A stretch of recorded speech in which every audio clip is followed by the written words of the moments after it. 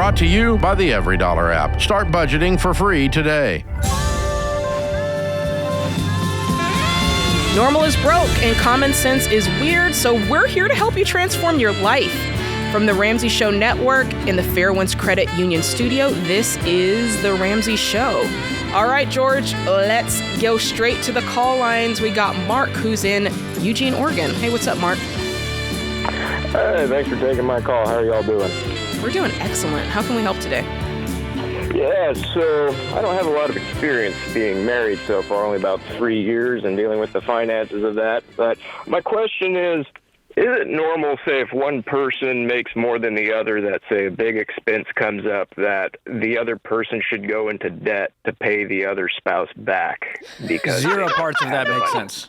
No parts of that sentence. Who told you that? Exactly. That's what I kind of felt. I mean, regardless of how the conversation's going to go, I'm like, I'd feel relief either way. Like, we're square now, but for a couple years there, it's been pretty stressful on my part to pay her back because... Okay, give me a real-life example of something that's happened. Yeah, so she's had a much more stable job than me. I mean, she's about 11 years older than me, so much more... set in her job, makes better money. How old? At the time, how old is she and how old are you? She's currently in her 40s and I'm in my 30s. Okay. And when we met, I was in my 20s and she was in her 30s. Okay. Yeah. And so I was in the mindset of like, well, I'm still building my career. I've made big career changes. So a lot of the jobs that I had throughout our relationship and at the beginning of the marriage, I was only making 40, 50K while she's making 130K plus. Okay. So big household expenses come up, solar, HVAC unit, big expenses. And, she can pay that right out of her savings. Like she had like $100,000 in savings and paid it in cash. Mm-hmm. But then it was like, okay, now you owe me half. I was like, okay. So you don't have combined money. I mean, you guys' money's not combined. You're fancy roommates who cuddle on the weekends. Not. Yeah, and I've actually used that same term with her. Like, I feel like I'm a renter at times. Well, you guys are making no shared decisions. You have no shared financial goals, no shared accounts. Nothing about this screams we are married. Now, have you asked her about that? Or because here's what I'm hearing. If you've been going along with this for all these years and haven't really said the words, you know what, I feel like we should be combined, then she's kind of just doing what she thought is normal, which is I do my thing, you do your thing. We kind of split it 50-50. You're not holding up your end of the bargain. So it just sounds like a conversation needs to be had about you wanting to be closer to her and have more transparency and have less of a yours versus mine and more of an ours take on the money. Have you ever done that? Yeah, as of recent, within the past couple months, because now that we're square and I'm actually making just as much money as her because my job I finally landed pays really well, and then I started my own business that also did equally as well. So I'm like, okay. But my fear is like, if I lose that job again or business doesn't do as well, I'm not making as much, that... Yeah, you making more doesn't solve the root problem here. For example, my wife stays at home. It would be insane for me, like, well, hey, babe, since you make nothing, you owe me half. That would be I'd be sleeping on the couch if I'm lucky. And so regardless of the situation, who makes more, when it's y'all's money, now we go, okay, we make $180,000 a year.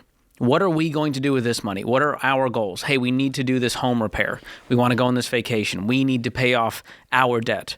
And so far it's been, well, Mark, it's every man for himself. Good luck out there. And there's also, it sounds like there's some gender roles playing out where I don't know if it's both of you or her, where there's this feeling of, since you're the man, you have to be making as much as her or more.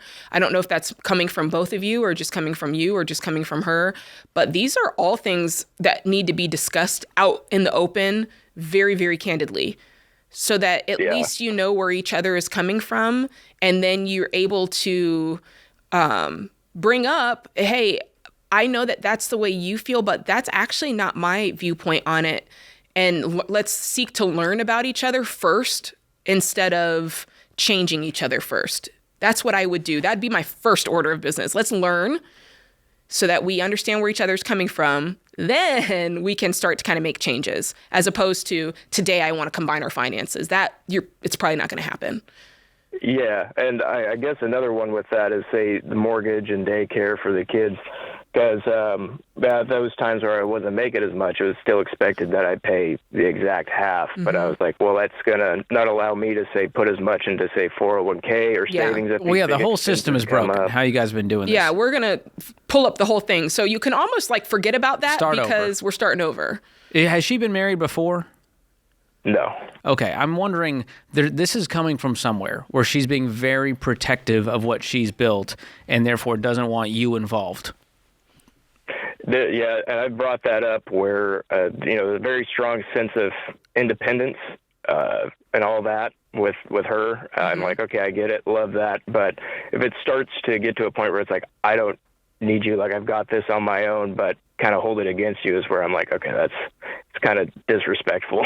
Yeah. Well, you become one. You become one when you get married, and it's not to say that you forsake everything that you are. You just stand next to somebody else, and you both be fully who you are together. Yeah. And the foundation really of all this is trust and respect, and it sounds like you don't have either of those things from her. Yeah, and that's what I've expressed to her over the years, and yeah, I've stayed consistent with that, but at the same time, Sounds like you need a mediator, a counselor involved who can help you guys both hear each other and take what you're hearing from each other and actually convert it into some actions that are going to get you on the same page. Oh, yeah, we've done that. I understand where her insecurities come from, but as far as, say, improvements on that over time, it's one of those things where it's like, I don't know if you're getting there. To know that I'm on your team, I'm not a leech. What was the homework? Well, mostly just not getting into a cycle, like falling into our cycle with each other of, say, the attachment styles, anxious or avoidant attachment styles, and understanding where people are coming from, not jumping the gun and getting into your, four horsemen, Neil Gottman. But and you're just saying you're just not seeing it.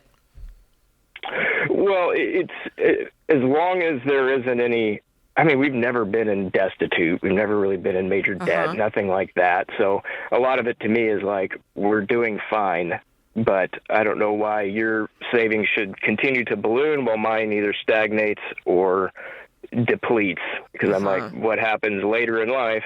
Well, retirement. Are you going to retire without me? Oh, for sure. That's the plan. Right. Leave you in the dust, Mark. I mean, part of it is you can choose not to. There's some of this you can choose maybe not to participate in, which is when she starts using the I versus me and versus you language. You can say, well, I don't want to participate in that. I see myself together with you, and not participate in that, and just say, here's what I'd like us to do. Here's what I'm thinking would be great for us, our money. And you can really start leading the charge in that as much as you can. And when she starts to make those comparisons, just say, well, I did not plan to pay you back because I feel like it's our money and I don't like this feeling of power struggle that it's creating, and really just hold your ground for a while. That's what I do.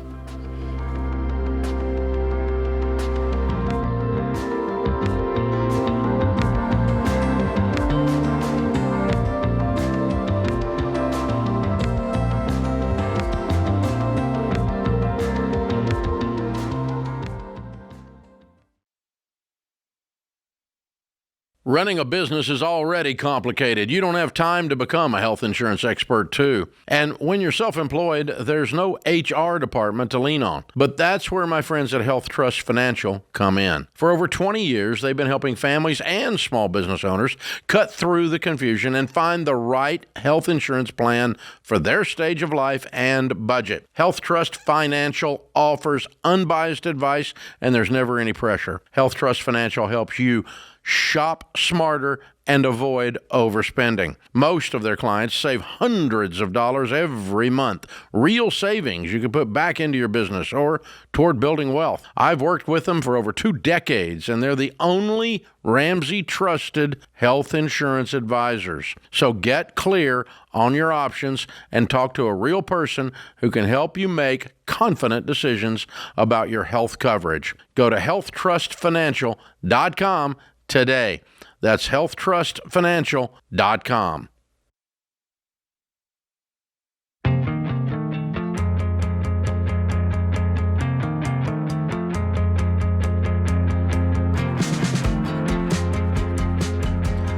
All right, we've got Scott, who's in Houston, Texas, on the line. Hey, what's up, Scott? Hey, Jade and George, how you doing today? Thank you so much for taking my call. You bet. How can we help today? Well, I think I have a good situation, but I need some guidance as to how to do this. I retired last February. I had to because of my profession. And I've followed Dave's plan now for close to 20 years. So I've done fairly well. Basically, my nest egg is just about $3.3 million. And awesome. I've been a saver all my life, so I'm trying to figure out how much I can spend and when I can spend it. All right. Well, how old are you? I'm 65. 65. And what are you doing right now? I mean, how are you drawing income right now? I'm basically drawing income out of my 401k that I've had forever, Mm-hmm. and I've thought about going back to work on a limited basis. I have a few small health issues that I'm working through that are kind of keeping me from working at this point anyway, just because of having obligations to take care of things like that. But it's just, I'm afraid to spend money because I've always saved it. Well, I see. Okay. What are your current expenses, if you added them all up for the month? Yeah, I sure have. It's basically, everything comes out about $8,000 a month. And is that what's your draw set on? My draw is set on is just about 8,000. Okay, so you're not doing anything extra. No, I'm doing absolutely, other than, things like buying Christmas presents and, birthdays and possibly going out every once in a while to get something to eat. But no, I've been a workaholic all my life. Well, what do you want to do? If I said, Scott, just shoot me straight. Do you want to go to Europe? If we give you full permission, buy a boat? Like, what is it that you want to do? Well, actually, believe it or not, I already have a boat. And I don't really want to travel. I don't know what I want to do because my whole life was pretty much working and just, existing. Wow. Do you have any other sources of income outside of the 401k? Pension, Social Security, IRAs, anything like that? Real estate? Well, Social Security's in the mix, but I'm not drawing on it yet because I don't need to. Yeah. And, and I'm not at my full retirement age. Okay. Yeah, you could wait till 67 or even 70 if you want to really get the max. Right, exactly. Yeah. The math says you're fine. You could easily withdraw 10 grand a month from that account and it's never going to deplete in your working life. I mean, in your lifetime. Let's say you lived to even 95, the balance will still be there. And so I'm not worried about that unless you have some crazy, your expenses are going to go up to 20, 30 grand a month at some point in life, which it doesn't sound like that's the case. So you just need to factor in, healthcare costs. It's kind of a smile. What they've seen in the financial planning world is once you retire, there tends to be a slight upgrade in spending for a little bit because you're like, woohoo. And then as you get older, it actually goes down for a foreseeable amount of time. And then in the final stage of your life, it ramps back up due to all the healthcare costs. So for me, this is way less a money question and way more a self-discovery question. And I think it's really fun for you to be able to do this at this stage in your life. If I were you, I would be so intentional about just getting to know what do you like, what do you not like. And I would just play a game, honestly. I would play a game where every month I force myself to budget for something new just to see. Your expenses are 8. Like it? Can you make it 10 grand and the extra 2 is just fun money for Scott? Would you be able to do that right now? Well, I'm actually doing that right now, and the problem is I'm saving my own money again. Well, that's what I'm saying. You're not actually spending it. That's why I say make yourself, go get in your friend group and say, what are you guys doing? And if they say, it's almost like make yourself say yes. If they say, oh, this weekend we're going on a hike, you go, all right, I'll try it. And then you come back and you go, I'm crossing that one off the list. I don't want to do any more of that. And then if the next time they go, we're going to Burning Man, you're like, all right, I'll try it. And then you end up, man, I really like festivals. Like whatever. I just want you to try a bunch of things. And just let this be your season of, I'm just getting to know Scott. I'm in a new season of life. I am unattached from work the way it's a very different stage for me.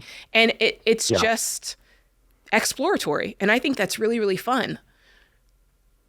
There's no wrong or right answer. I think I'm just being too cheap, and I'm having trouble cutting loose with that. Now, do you have anyone close to you in your life? I have 2 daughters, yes. Great. Yes, would they encourage you to spend? I don't know whether or not they would, because they've seen, they're kind of Dave Ramsey also. They just know Dad's a cheapskate, and now he's trained us to be cheapskates. Can I tell you, though? Don't call me a cheapskate. Well, here's the other side of the equation. You have lived like no one else, and now you're forgetting that it's time to live like no one else. It's time to do the things that felt wasteful. How to do. Yeah, things that felt crazy and wasteful are now going to be a rhythm of your life. You get to delegate the things you don't want to do. You get to upgrade the things that really it's time for an upgrade. You get to take the trip that felt frivolous. You get to fly first class, even though you've always felt like that was a ripoff. You get to do all those things. You've earned the right. And so what I don't want you to do is hoard it all, and then you end up, you die at 95 years old with $50 million, and you're like, well, man, I really should have enjoyed life a little more. But even that, Scott, just because I think awareness of this is a really big point of it, you really have to remind yourself that you're kind of rewiring your brain in this moment. Because for years, you've literally created a pathway in your brain that said spending money, you've equated spending money with irresponsible behavior. And a responsible person saves their money. A responsible person puts their money away. You've told yourself that for 40 years. And now it's like, okay, I need to rewire my brain and do the work of actually doing those actions to tell myself, if I spend this money, nothing bad's going to happen. And it's literally at that point, you're just following science to help you learn that if I spend money, if I spend this money, nothing bad's going to happen. Nothing's going to implode. Nothing's going to fall off. I'm not going to destroy anything. And the more and more that you do that, the more you will free yourself up to realize, oh, this is good. And you won't have that part in your brain that's like, don't do it. Right? So that's just at the lowest scientific level what you're doing. If you think about like a workout, you have been doing leg day your whole life, and now your arms are atrophied. And so it's a different kind of workout. You're working different muscles, and it's going to take time. This is not a thing where next month you've just paused all investing and you're only spending. I think this is going to take a few months for you to get in the rhythm of, and it's going to go, hey, I'm okay. The balance is growing. Not saving is not hurting me, and spending more than I used to is not hurting me. And so you're in a great spot. This is not advice for everyone. This is advice for a guy who has $3.3 million sitting there at 65. If you had $500,000, it would be a very different story. I'd be going, dude, you need to get back to work and you need to keep saving. But you have done the hard work, and so it's time to enjoy it. And a good book for this, the Book of Ecclesiastes. It's one of my favorites to remind myself that everything is meaningless, so just enjoy the time you have on this earth. Drink and be merry, my friend. That's funny. I think, you remember when we did the Live Like No One Else cruise last year? I talked about this exact subject of remembering that if you're, walking the baby steps, you're wiring your brain for a while to say, the habits that I was doing, which were usually spending, got me in a bad place. Like, you've told yourself that a lot. So what I must do is not spend to get myself in the good place. And we tell ourselves that for however long it takes us to get out of the baby steps. And then we have to then do the work about rewiring our brain and say, you know what? I've become a financially responsible adult. I can now spend my money again. And by the way, being a financially responsible adult, if you're checking the things on the checklist, you're living on a budget, you're living a life that's out of debt, you carry the proper insurances, you value savings in the way of, having your 3 to 6 months, you're paying off your house, you're investing for your future in a 401k, and you prioritize generosity. If you're checking those green boxes, that means there's some money that you can spend and enjoy. Time to party. You ran the marathon, you went past the finish line, and you're still running. It's okay. to take a pause, have a drink, and enjoy this third phase of your life, Scott.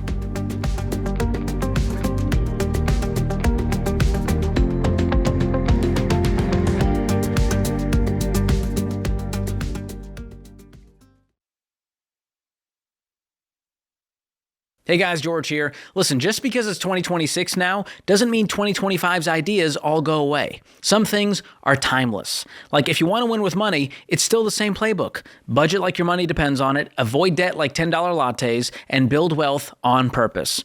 But here's the truth almost nobody tells you. Most banks make money when you lose yours. They want you swiping, overdrafting, and racking up fees because that's how they stay rich while you stay broke. And that's why I tell people to go with Fairwinds Credit Union instead. They actually want you to win with money and become debt-free. And their Smart Bundle gives you a no-fee checking account, a high-yield savings account, and my favorite, the new Ramsey branded debit card that says debt is normal, be weird, right on the front. It's not just a piece of plastic with your money attached. It is a declaration. It says you're not buying the lie anymore. You're taking control of your money for real. So this year, forget the gimmicks from the big banks, forget so-called rewards that keep you broke, and instead, partner with a credit union that actually backs you working the baby steps. Go to fairwinds.org/Ramsey to get started. That's fairwinds.org/Ramsey. Insured by the NCUA.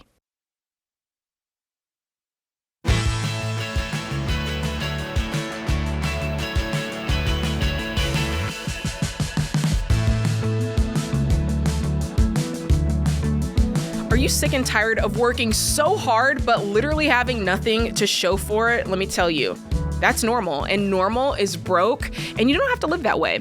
Our EveryDollar budget app helps you find extra money every month and builds you a personalized plan so that you can beat debt and build wealth. In just 15 minutes, you'll find thousands in hidden margin. You'll feel like you got a raise. So don't live normal when you can live like no one else. Start EveryDollar for free in the App Store or Google Play. Mandy's in South Dakota. Hey, Mandy, how can we help today? Hi, thank you guys for taking my call, but I just have I feel like this, maybe I'm making something out of nothing, but my husband is like super private about his finances, and it wasn't a big deal when we weren't married, but I guess I thought we were on the same page when we got married. Which was when? And, how long ago? Well, we've been together for about 20 years. We've been married like 7. Oh, okay. Yeah. So 13 years together, 7 years married. Yes. So we've been together a long time. And it really didn't bother me until we got married. And I guess I thought we'd be working together. And I've tried to encourage working together. He was, when he turned 60, so we're an age gap couple. So when he turned 60 years old, he was downsized from his company. So he's been unemployed / retired since then. So that's been about 6 years. So, okay. So he's about 66 now? Yes. How old are you? I am 53. Okay. How has money been handled thus far in the past 7 years? What does it look like for you guys to run your household? So that's the thing. He's been entirely I'm going to handle my own. We have a joint checking account for our household bills. He just refused to combine anything. Okay. Any children? None together. We've both been previously married. We have kids, from those relationships, but they're grown and out of the house. Okay. So they don't really factor in. But obviously he's retired. So I'm thinking down the road, what happens to one of us? What, I want to think about our future together. What have you said to him? Because let me tell you what I'm hearing from you, and then you tell me. So what I'm wondering is, you were together for 13 years. It was away, which was very separate, which makes sense. You weren't married. Then those habits kind of filtered into the marriage. When did you say, and how did you say, I'd like for us to, now that we're married, be one? And then what did he say? So tell me about all that part. Well, that was kind of a conversation before we got married. And thought we were on the same page before we got married. And after we got married, like things just weren't clicking that way. Why did you think you were on the same page? What made you think that? Because we had those conversations. And he said, like, yes, I agree. Yep. It was like, yep, I think that's a good idea. Okay. I agree with that. But then it was like to actually put them in practical motion. Like he was just and like, what does that look like? And then did you dig into that? I tried.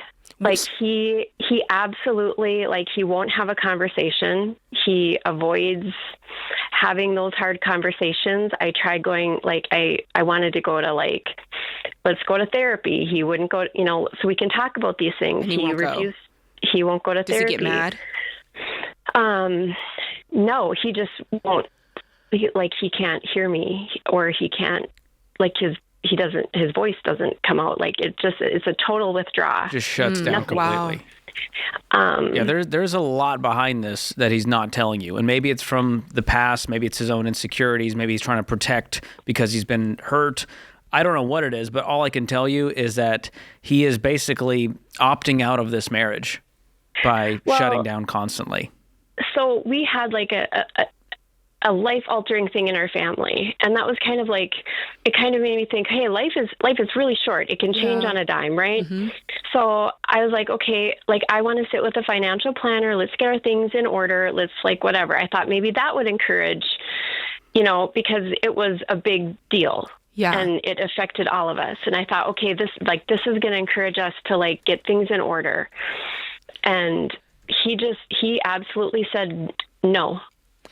Like he's got stuff on the computer. Everything is password protected. Oh boy. And do you think there's something more nefarious happening? I don't think so. I just feel like either one of two things. Either he's got more money than I think he does, and he doesn't trust me, or he's super poor and he doesn't want to tell me. So Mandy, for the sake of just me assessing like your security in this, how much money do you have? Like, what do you earn? What do you have in your name? Tell me about you for a second.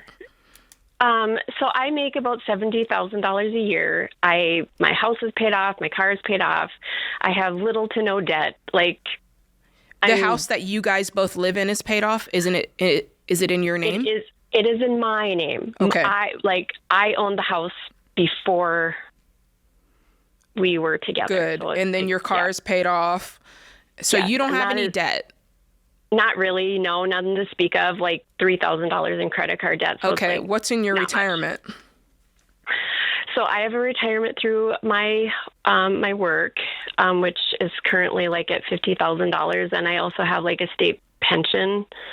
So I'm a state employee. Okay. So I have that as well. So I just wanted to know how part of the, like how together you are, and you're on your way.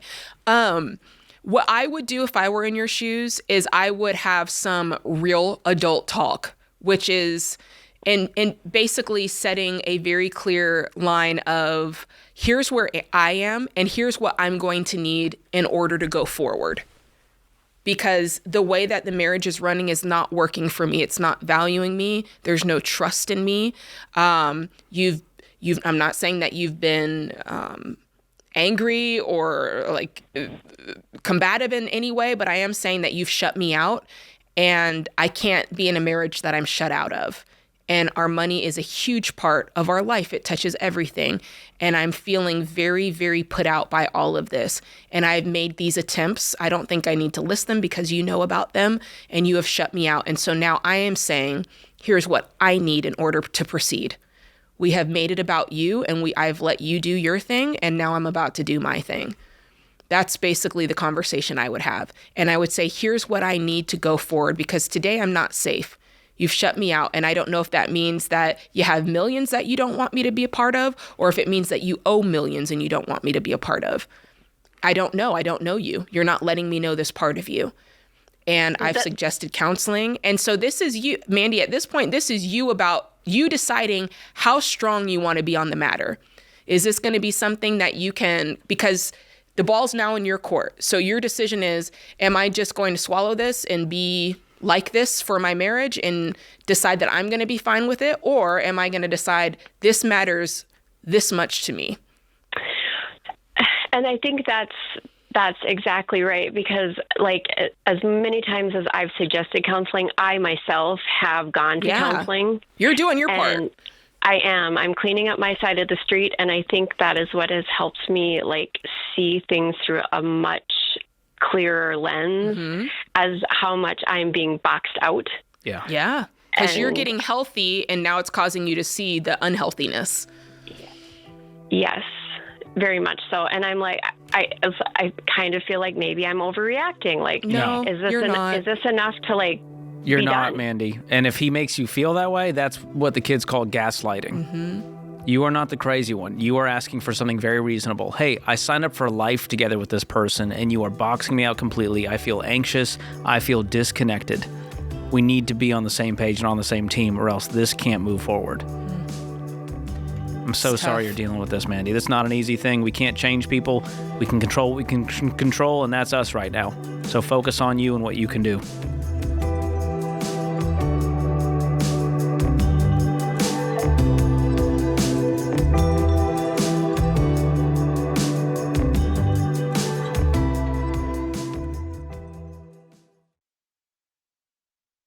I love entrepreneurs. Don't forget, guys, I started my company on a card table myself, so I know what it's like to have people counting on you, your team, your family, not to mention your customers.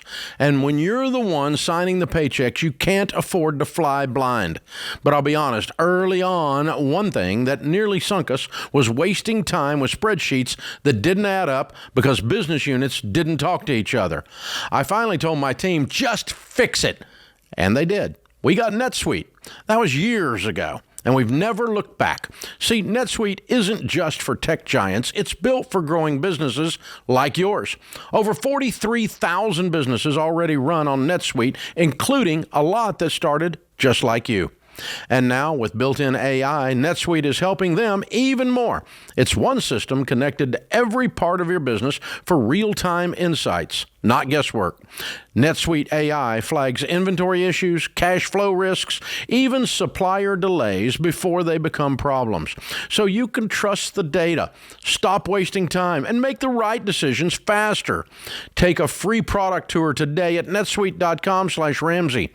That's netsuite.com/Ramsey.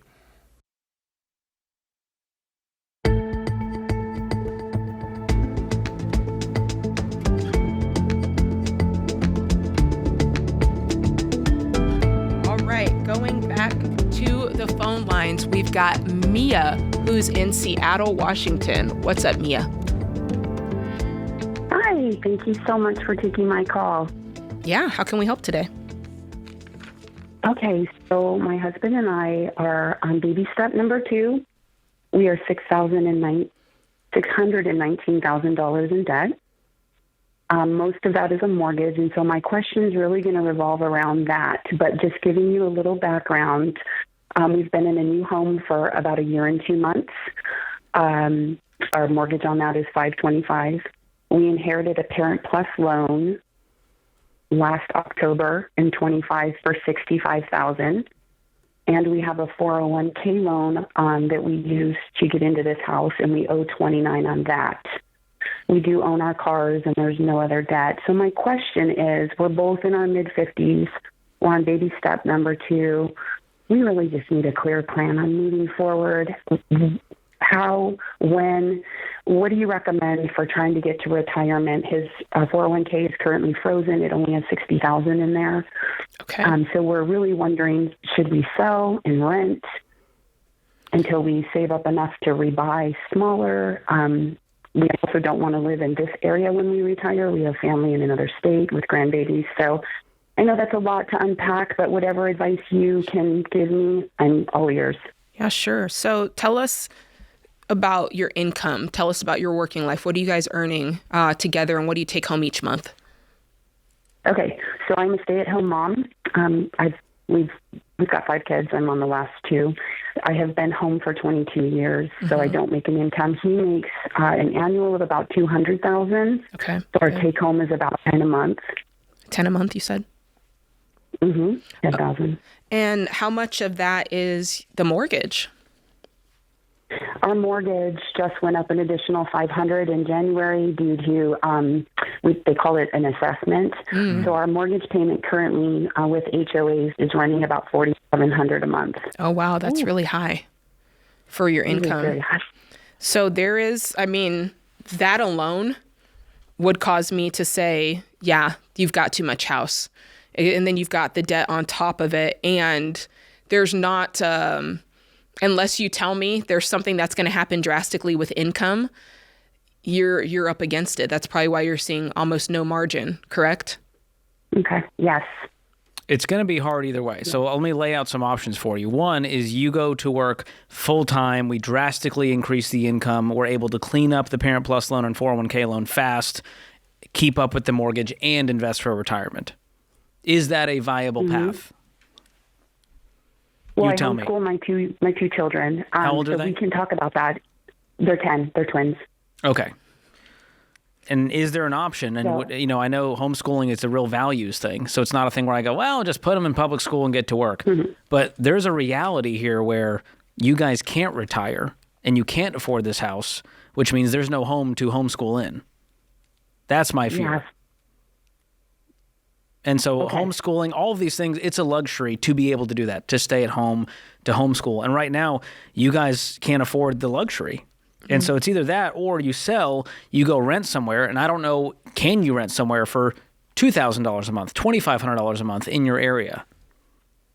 We would have to go outside the main area, but it is doable. We would just have to downsize, which we're both willing to do. Okay. We're both very open to, whatever we can do. So we're willing to do that, yes. We would just have to leave this area, and it would be just a small commute for my husband's employment and for some of our activities with homeschooling, but that would be fine. Okay. What's the equity in your house? What would you take away? We've lost. We've only been in a year and a half, so we've lost equity. The And with homes fees and all around us are that. selling So for less. you'd walk away maybe owing money? So if I was honestly going to sell today, we could probably, after fees, walk away with maybe $60,000. Oh. Okay. That could almost knock out the Parent Plus loan. Yeah, that's not what I thought you were going to say. I thought you were going to say we would make zero if we're lucky. That's what I thought. Okay, fees. so that's a huge change in the conversation in a short amount of time. So that makes me feel better about the idea of downsizing, is the fact that you could actually make some progress very quickly by getting these Parent Plus loans out of the way, and then that would just leave. Technically you do the 401k loan first, but you know what I'm saying. It only leave the $35,000 there for you. Which means you could, if you threw $3,000 a month, which your savings from the mortgage down to renting plus any extra margin, you could clear all of this by the end of the year.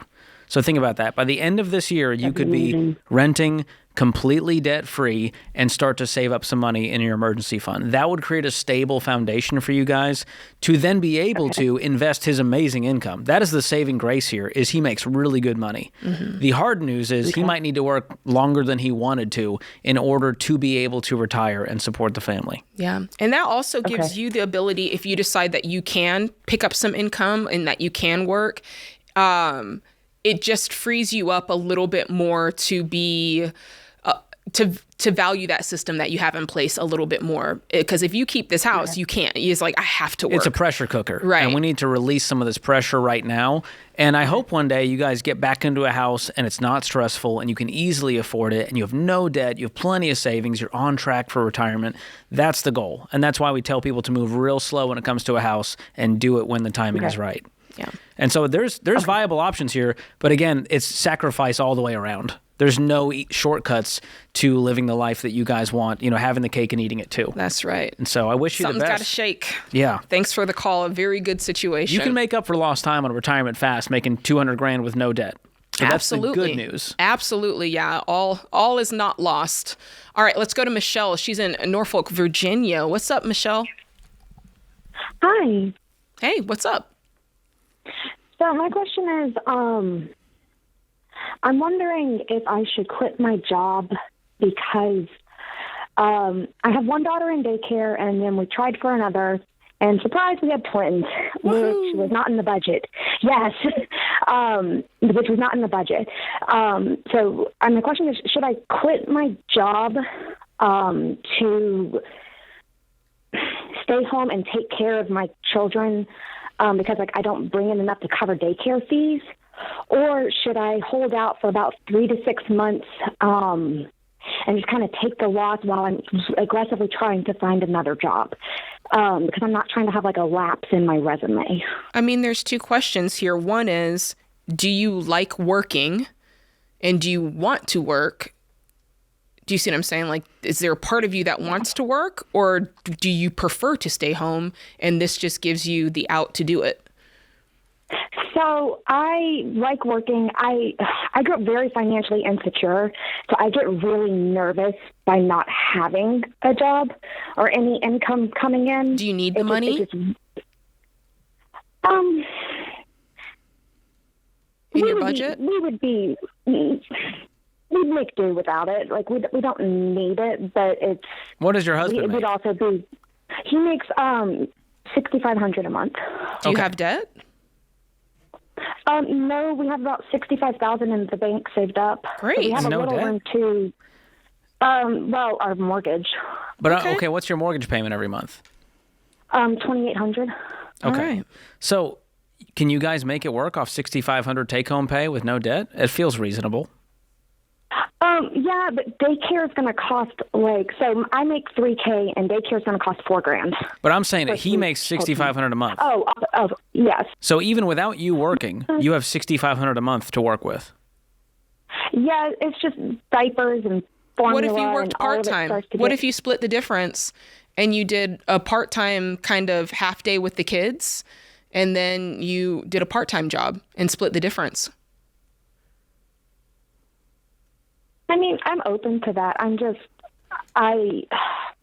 You have to figure out my advice to you would be to figure out what problem you solve, because I hear too. But diapers and wipes and formula is not thousands of dollars a month. And so we also have to be realistic and look at the numbers. Oh, yeah. So I would just make a budget tonight with your husband using EveryDollar, just his income, go, here's what our future life would look like.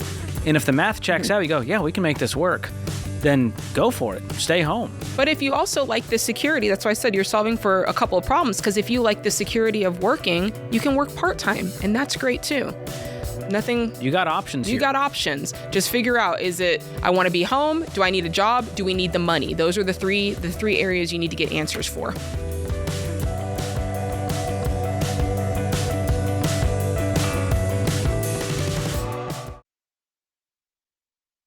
Tax season is coming up fast, which means a lot of you are paying more attention to your money and maybe realizing the holiday damage. So if you're trying to clean up the budget and start the year strong, cutting your phone bill is an easy win. With Boost Mobile, keep the phone you love and pay just $25 a month for unlimited data, talk, and text forever. No contracts, no traps, just predictable savings that help you stay in control. Switch now at boostmobile.com/Ramsey. Restrictions apply. See website for details.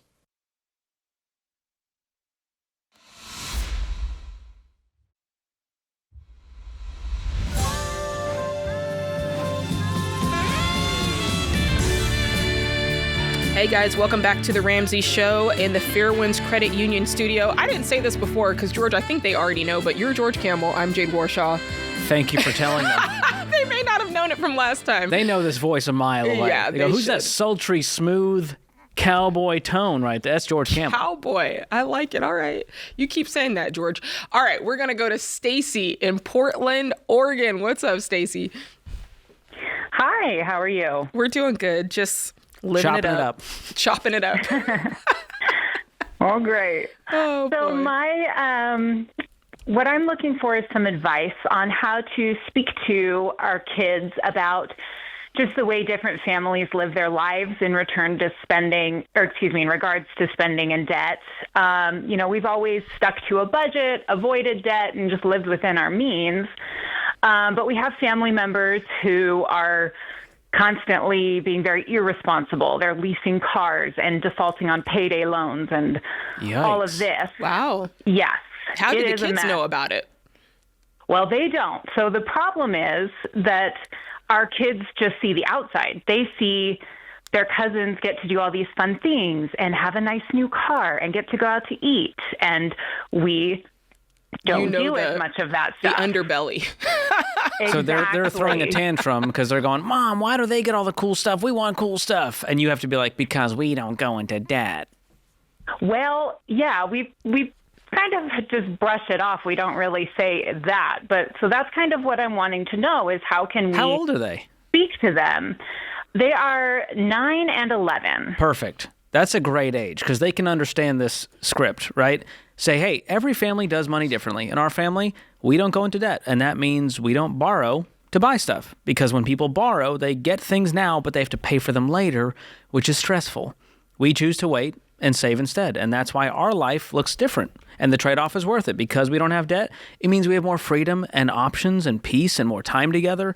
And if there's something you really want, we can make a plan for you to save up and get that thing or have that experience. We don't say never. It's just we don't do it with borrowed money. That's how we live. Would that hit with him, or would they go, all right, I'm going to go play video games?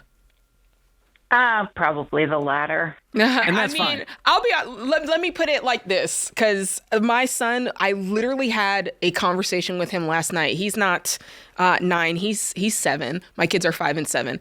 And last night it was like, hey, how come I can't play K-pop Demon Hunters?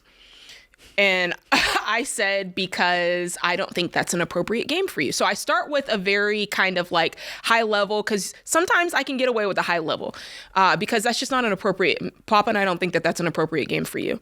Okay. Sometimes he'll take it at that. But then he took it the next level. He said, well, all my friends are playing it. To which I said, Prince, your friends, they have parents, and sometimes your friends' parents don't value the same things that me and Papa value. And we value making sure that you're always at an age-appropriate level with the things and the games that you play. Some parents don't value that. That's their business. It's not our business. And so it's almost like that with money. It's the same thing of saying, hey, you're going to see people spend their money in ways that are different from us. And that's just a reflection of our values. In this house, here's what we value. And I think that if you can frame it up from that set of values, it actually helps you answer a lot of those questions in the same way. Do you know what I mean? Because then you can always go back to values. Well, in our house, we value this, this, and that. And so that doesn't align. Simple as that.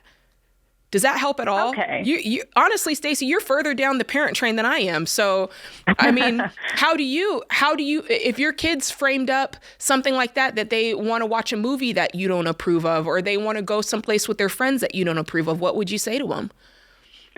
No, that is pretty much how I would handle it.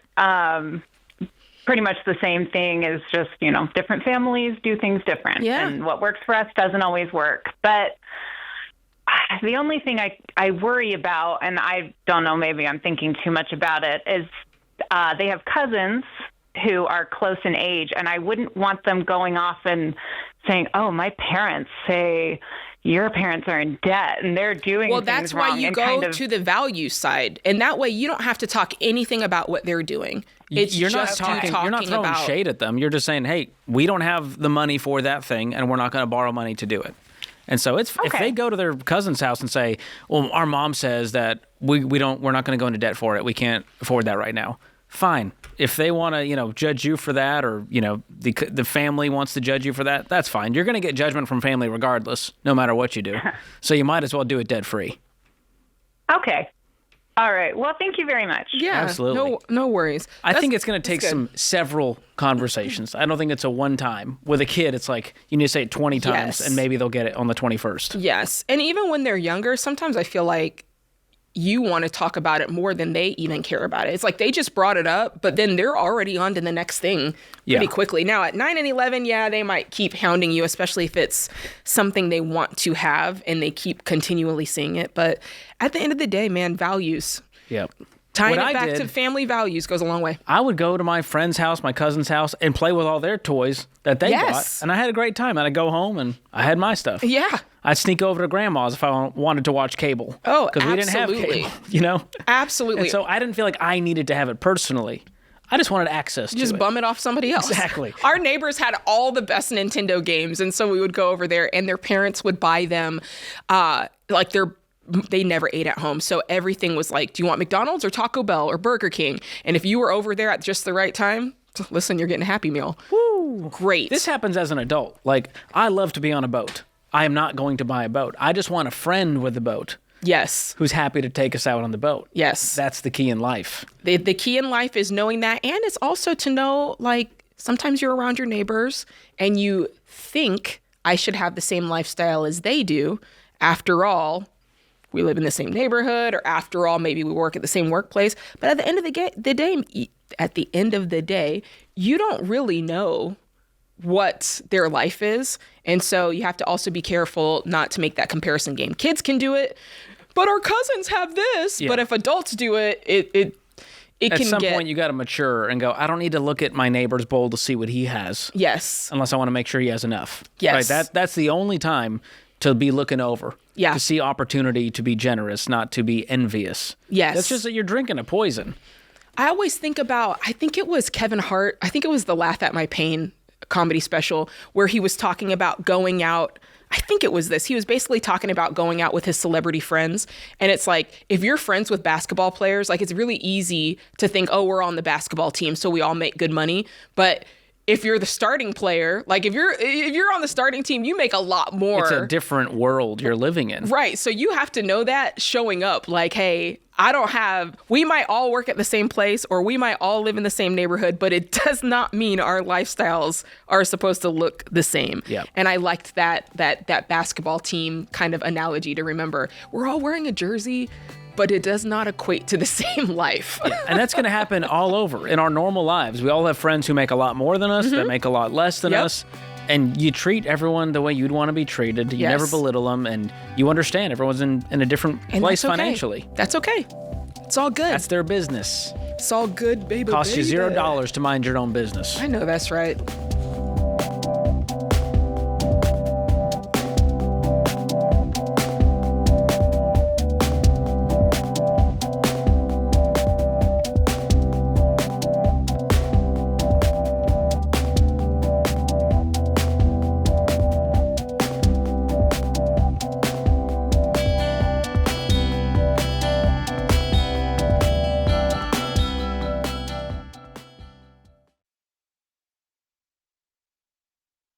It's a brand new year, and you've probably got a list of priorities for 2026. Lose weight, get organized, finally create a budget and stick to it. And there's one thing most people know they need to do, but they keep putting it off: making a will. So listen, completing your will is one of the most important things you can do to protect your loved ones and your legacy. That's why I always recommend Mama Bear legal forms. I've seen the mess families go through when someone dies without a will. So it's not a someday thing, it's a do-it-now thing.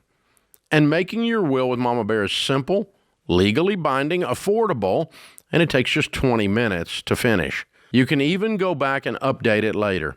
So don't put this on your to-do list. Just do it.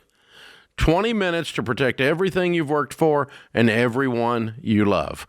Go to mamabearlegalforms.com. Use the promo code Ramsey to save 20%. That's mamabearlegalforms.com. Promo code Ramsey.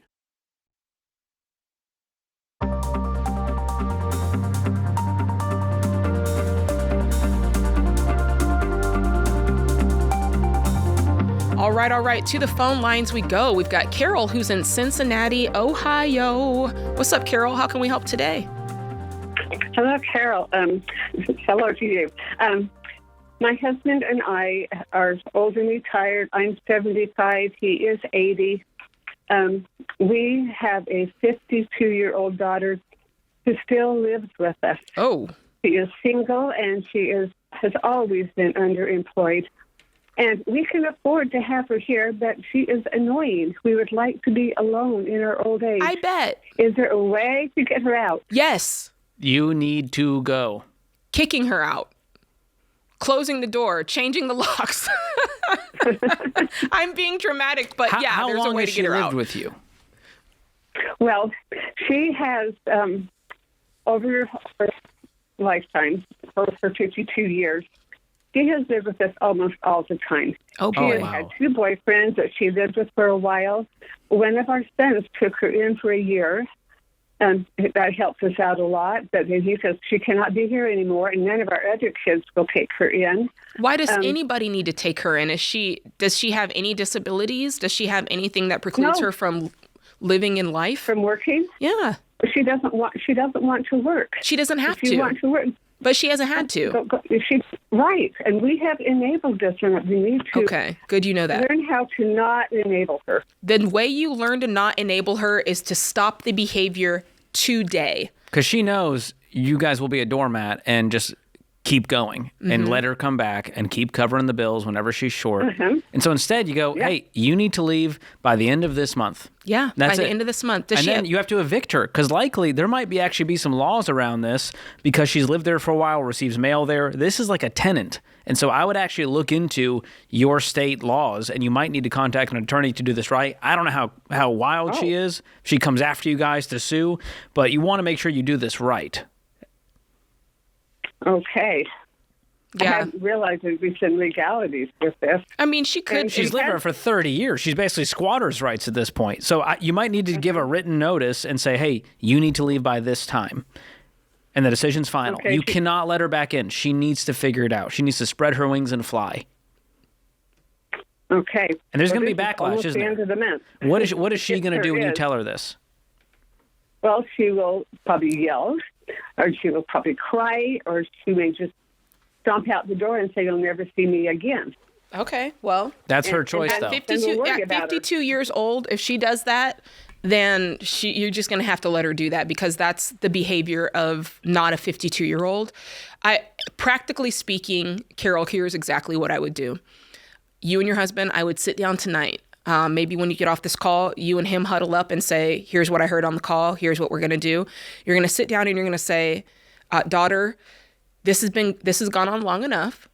We have decided that you are moving out. Not that we want you to move out, not that we need you to move out. Say it clear. We've decided that you are moving out, and you're going to move out at the end of the month, and you're going to move into your own place. It's up to you what you choose. Now, Carol, I don't know. I'm not saying you have to put her on the street.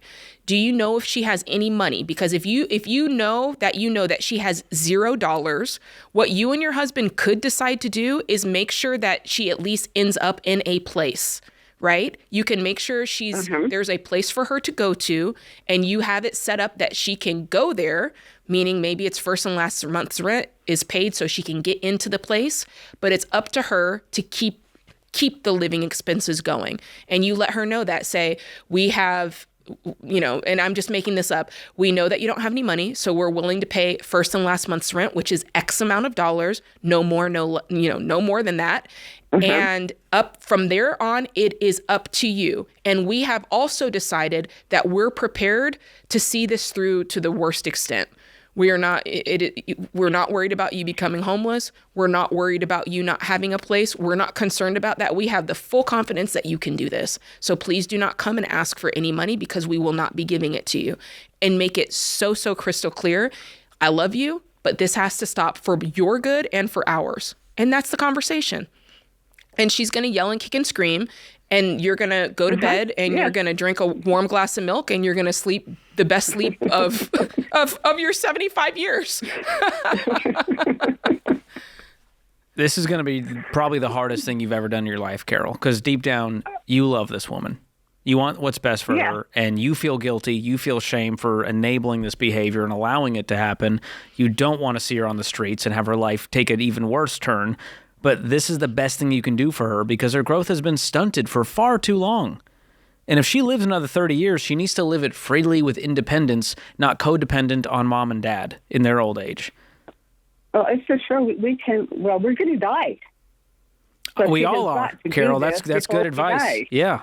It's coming for all of us. No one escapes it. And so you need to have a real serious, calm conversation telling her, here's what's going to happen. Does your daughter have any addictions or anything that you think could rear its ugly head? Okay. No. Has she ever been violent? When she was a teenager, she was violent. Okay, I'm wondering, just for your safety. She did everything a teenager could do. I don't think she would. Okay. However, she could be suicidal. She may say, okay, there's no point of living. I'll just go end it. Is that her doing that just for attention, or does she really mean that? She's tried it 2 or 3 times. Okay. Wow. So then making sure you know. Successfully. Making Yes, sure you know, and I'm sure you've had some sort of counseling on this, what to do in those situations and what your role is in those situations. I don't think your role is to let her move in again. I think your role is to get her set up with counseling, right? Yeah. And that's the way to do it with kindness. Hey, we're going to cover 6 counseling sessions for you and cover first and last month. But you have 3 days to vacate the premises. Or otherwise, we're going to have to file an eviction, and it's going to get ugly. We don't want to do that, but that would be the next step. Okay. And have the non-emergency police line ready to go in case things take a turn. I don't know. And so that's the scary part, the unknown, and it's probably why you've put this off for so long, because you don't know what's on the other side of this. No, it could get worse before it gets better. We don't want us to die. We don't want us to get, killed in the streets. But we also would like to have a quiet, peaceful home. And that's fine, Carol. It's about time. That's totally fine. You're not asking for something crazy. You're not shooting for the stars here.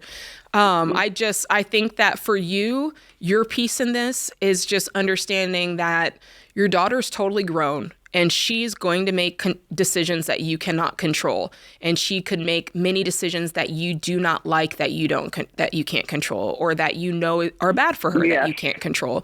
And so, for you, going into this conversation, as much as you can start to just really make some peace with that, and almost prep yourself for that feeling, because something's going to happen that she's going to lash out, and you're going to want to do that old familiar song and dance. Yeah. Right? And she will expect it. Mm-hmm. And so will you. And it's going to come knocking at the door. And so you're going to have to be prepared mentally and physically, and same thing with your husband, because if he folds, it's a problem, right? So you guys have to be... Actually, he is more on this than I am. Okay, good. So you'll have to do your due diligence to make sure you're loaded for bear when this comes, because it's not going to be easy, and you know that. Mm-hmm. And I would warn her, say, hey, we're going to have a hard conversation tonight.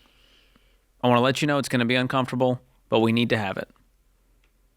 Okay. That we're not coming in cold, busting in her room going, you need to get out yesterday. Yeah, don't do this. That's so good, George. Don't do this out of anger. Like if something happens and she comes home tonight and there's an argument, postpone the conversation, because you can't do this like with a hot head. You have to do this when you're in your most cold state. Like you're zen. Oh, good luck. This is not I don't envy you in having this conversation. But it's so hard because you can't control the past. You regret it. You can control what you do now, but then you can't control how they react and what they do next. And that's the hard part. You're like, I want them just to go get a job, start paying rent, and have a great life. Yes. But that part is not up to you. You know what? Christian, send her a copy of my book, What No One Tells You About Money. It's not a money conversation, but you will love, Carol, the chapter on guilt and shame, especially when it's about something that someone thinks you did not do, even though you know you're doing the right part. It'll help you.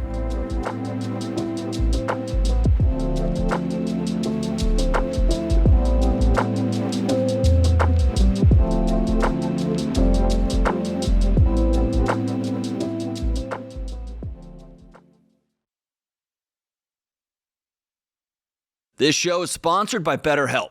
All right, as we head into the new year, I want you to take an inventory of all of the junk you're carrying. You know, all those things you have to do, all those things you think you should do, all of the past hurts, all the past pains, all the past guilt and shame, all of it.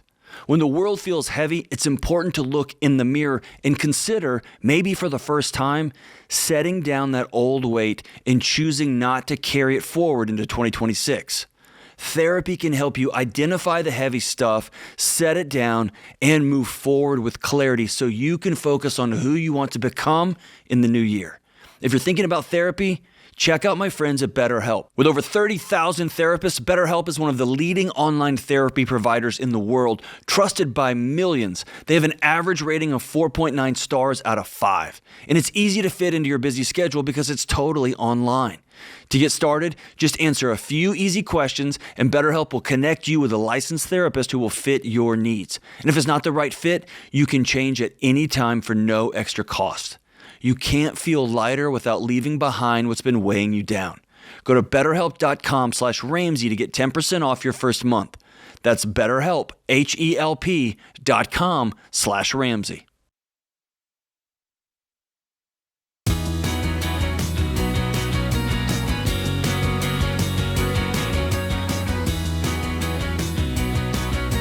You're listening to The Ramsey Show. Thanks for hanging out with us. All right, guys, let me tell you a little something about our tax pros. Do you have the sheet, George? I was about to read it. Oh, Maybe here they it just is. gave it to me. I'm special. Oh, I'm not. Okay. I found it. You want to tag team this with me? Is that what you want to do? Okay, Let's have some fun. I'll read the first one. George, I don't know if you know this, but one of the best things you can do for your finances is to have a really good tax pro in your corner that you can trust. Absolutely. They'll help advise you on the best moves to make for your situation or for your small business, especially if you've had some big life changes in the past year. That's right. So go to RamseySolutions.com/taxpro to find CPAs and enrolled agents that have been vetted by the Ramsey team. So important. Speaking of team, what a great team we just made. Smooth as Peanut butter. butter and jelly. I love it. Ryan in Columbus, Ohio is up next. Hey, Ryan. Hey, how are you?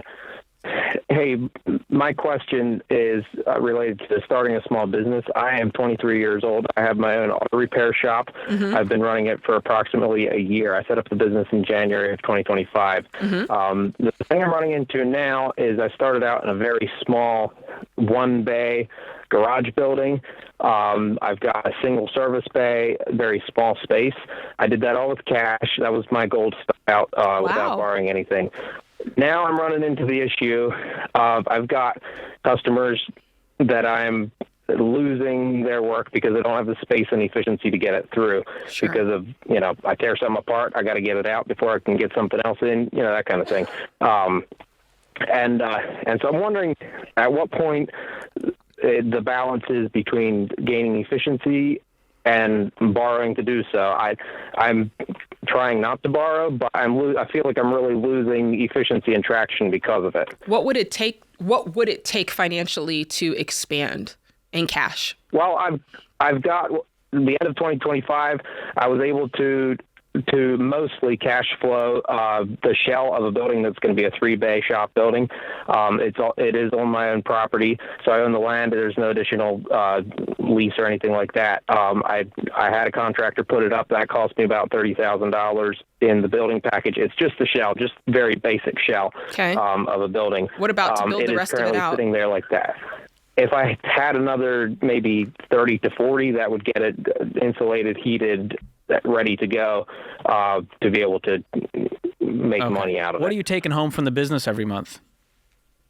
Last year, I basically didn't pay myself. I was living off of personal savings for my personal bills. That, of course, only lasted for a certain amount of time. This year, my goal is to pay myself approximately $3,000 a month, and that's what I have it set up for this year. Last year, I paid myself like $6,000 out of the business. Are you working full-time on top of this? No, this is my full-time. I quit my full-time job December of 2024. That's awesome. Okay, but you've made $6,000. That was what I paid myself as the salary. Yeah, you made I'm telling you, you made $3 an hour doing this last year. Do you understand the math on this? No, so let me be clear. So I was only working full-time for myself. I was doing some other part-time gigs at the beginning of the year as customer work picked up. The business itself had a gross revenue with customer work of $120,000 last year, and the net or the gross profit, I should say, after cost of goods sold and labor cost was about $80,000. That's how you were able to do the 3-bay deal and all that? Correct. Okay, so you were just investing all the profits. To pay a personal salary. Correct. But that can't go on forever. Obviously, This year I'm hoping to actually create a sustainable salary for myself. How long will it take you, if you pay yourself that $3,000 a month, how long will it take you to take some of the earnings out of the business and save up? Well, the $40,000, but what I really want to ask, and I'm sure you've turned this around every which way, is there a way that you can get that 3-bay shell? What's the least amount of work that you need to do on it, just so you can get in there and get some business going? I could put concrete and garage doors in for probably around 20 to 25. Okay. How long would it take you to get that? That would get me till the winter. So that would probably take me. That's probably going to take me into, maybe the next 6 months. I want to say before I could comfortably feel like I could write those checks. Okay, so 6 months gets us that kind of thing. 6 months gets us a platform and the doors that we need. And after you have that installed, would you be able to do a little bit of work out of there, a little bit of business out of there? I would be able to move my main operations into there. It would just be that within a couple of months after that, I would be needing insulation and heat, which is kind of like where the rest of the that's the great. money comes in. But at least you could start making money out of it. Tight. The point is you could at least start making money out of it so you're not having to turn away business in 6 months plus actual work, right? And then I feel like once I've got some more space, it's going to be more equipment and more all that stuff that's going to be, that's where the thousands and thousands add up. Would that be just something that I would just I know Dave says about being on the cover of Slow magazine, and that's really what I feel like right now. It's frustrating. Good. That means you're doing it right.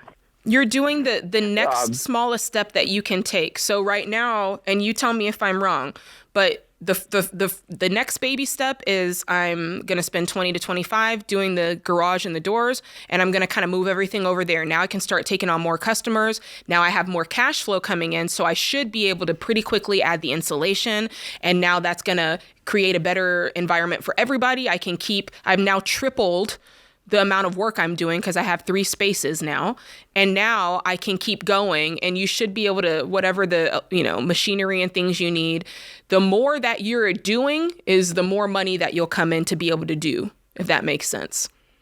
I'm just worried right now I'm losing business because I'm not able to, get stuff in fast enough for people. And but that won't be for long. It's not going to hurt me long term. But it's not going to hurt you long term because you're going to do this in 6 months. So you've got 6 months to kind of grit it out.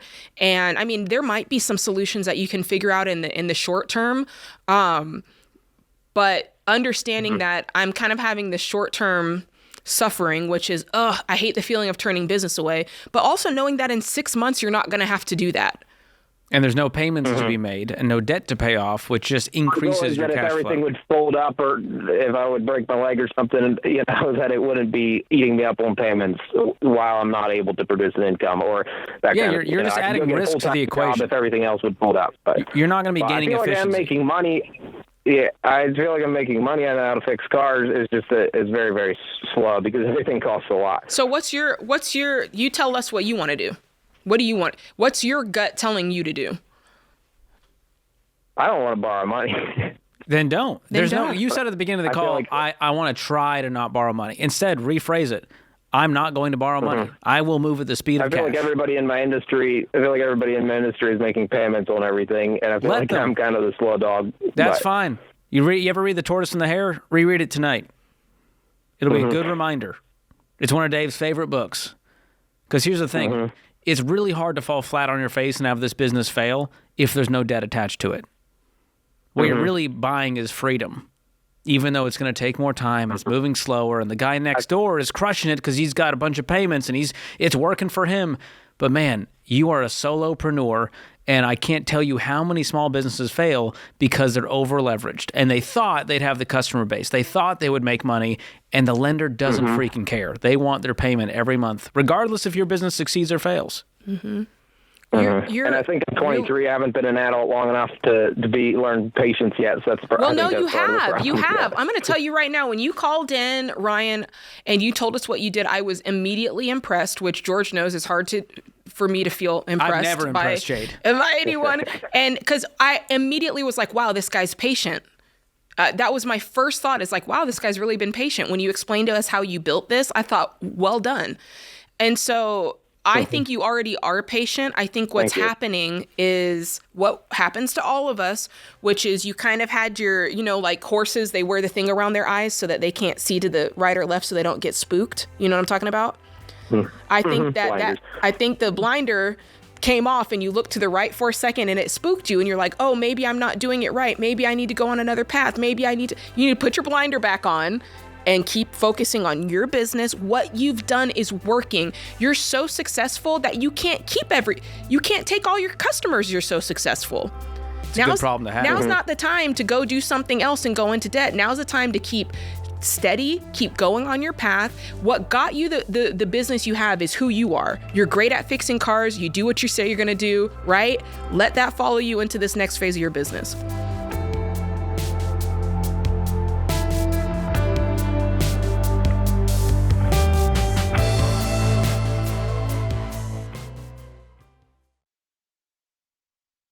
Statistics show that half of Americans don't have enough life insurance, or they don't have any at all. I don't understand this, John. Why don't people want to take care of their family? They think they're going to die or something? Well, I used to be one of those guys, I didn't even think about it. And one of my buddies said, hey, the only reason to not have life insurance is if you hate your wife and kids. And I immediately went and got term life insurance. That's a gut punch. And, you're telling me, and for decades, Dave, I've sat across people who've lost a spouse. They've lost somebody important to them. Me too. They don't know what to do next. Me right? too. I mean, you're going to have a crisis here. And, you got two options while you're sitting and talking to a young widow. She's concerned about how she's going to invest all this money properly and not mess this up, or she's concerned how she's going to eat tomorrow. That's exactly These are the right. two options. And take care of your dadgum family, man. Term life insurance can replace income, pay off debts, cover funeral expenses, so your family can actually have the opportunity to just be sad. Yeah. To just miss you. That's exactly what it's supposed to be. It's saying I love you to your family. Term life insurance. Jeff Zander and the team at Zander Insurance makes it easy and affordable. I've used them personally for 25 years. They're the only people I trust. Go to Zander.com or call 800-356-4282.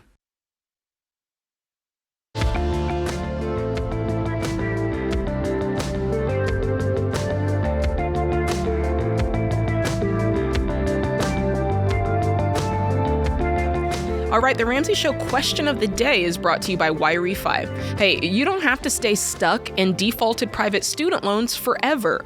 YRefi helps borrowers take back control with affordability, refinancing options that actually work. Learn more at yrefi.com/Ramsey. That's the letter YREFY.com/Ramsey. And remember, it may not be available in all states. Today's question comes from Glenn in Virginia. I've been looking at my credit report to make sure I'm including everything I need to pay off in my debt snowball. If an account is listed as closed but still shows a balance, do I still owe that money? If so, should I call them and set up plans to repay what I owe? Good question. Well, closed just means the account is no longer active.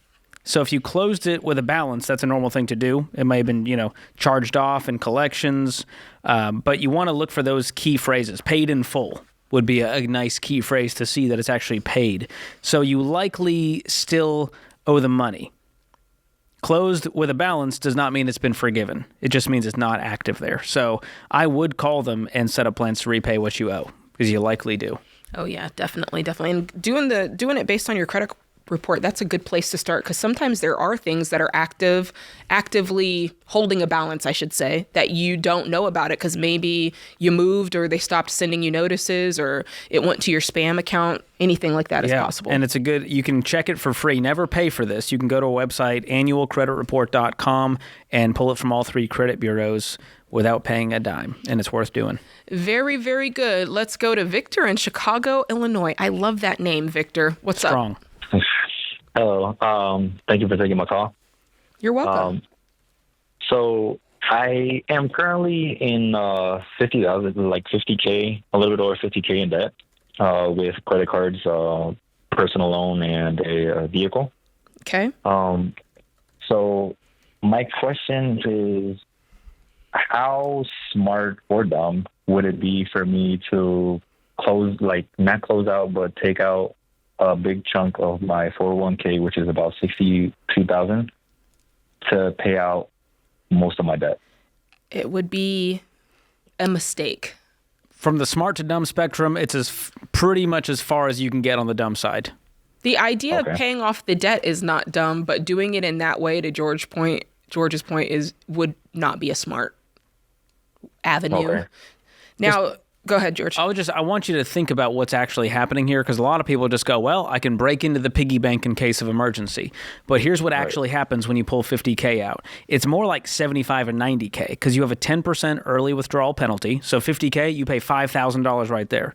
Now you got federal and state taxes, which could be, 20, 30%, another 10 to 15K. And so to net $50K, you'd have to pull out 65 or 70. Plus, that money is now pulled out forever. And if you pop in 50 grand, how old are you? 38. 38. From 38 to 68, that 30-year gap of that $50K growing for you would be hundreds of thousands of dollars. And so you didn't make a $50,000 mistake. You made one with a lot more zeros on the end. And so you're robbing from your future to pay for to put out a current fire. And so there's better ways to do it. So let's get into the better way. Are you with me that you're not going to do this? Yes. Hallelujah. Okay. Yes. So yes. what is the $50K in debt? Break it down. Personal loans for, I believe it's 32 left to pay off. Okay. 32,000 or 3,200? 32,000. Okay. To pay off. And credit cards add up to about 10,000, and the rest is on the car. Okay. How much do you make a month? Roughly about $5K.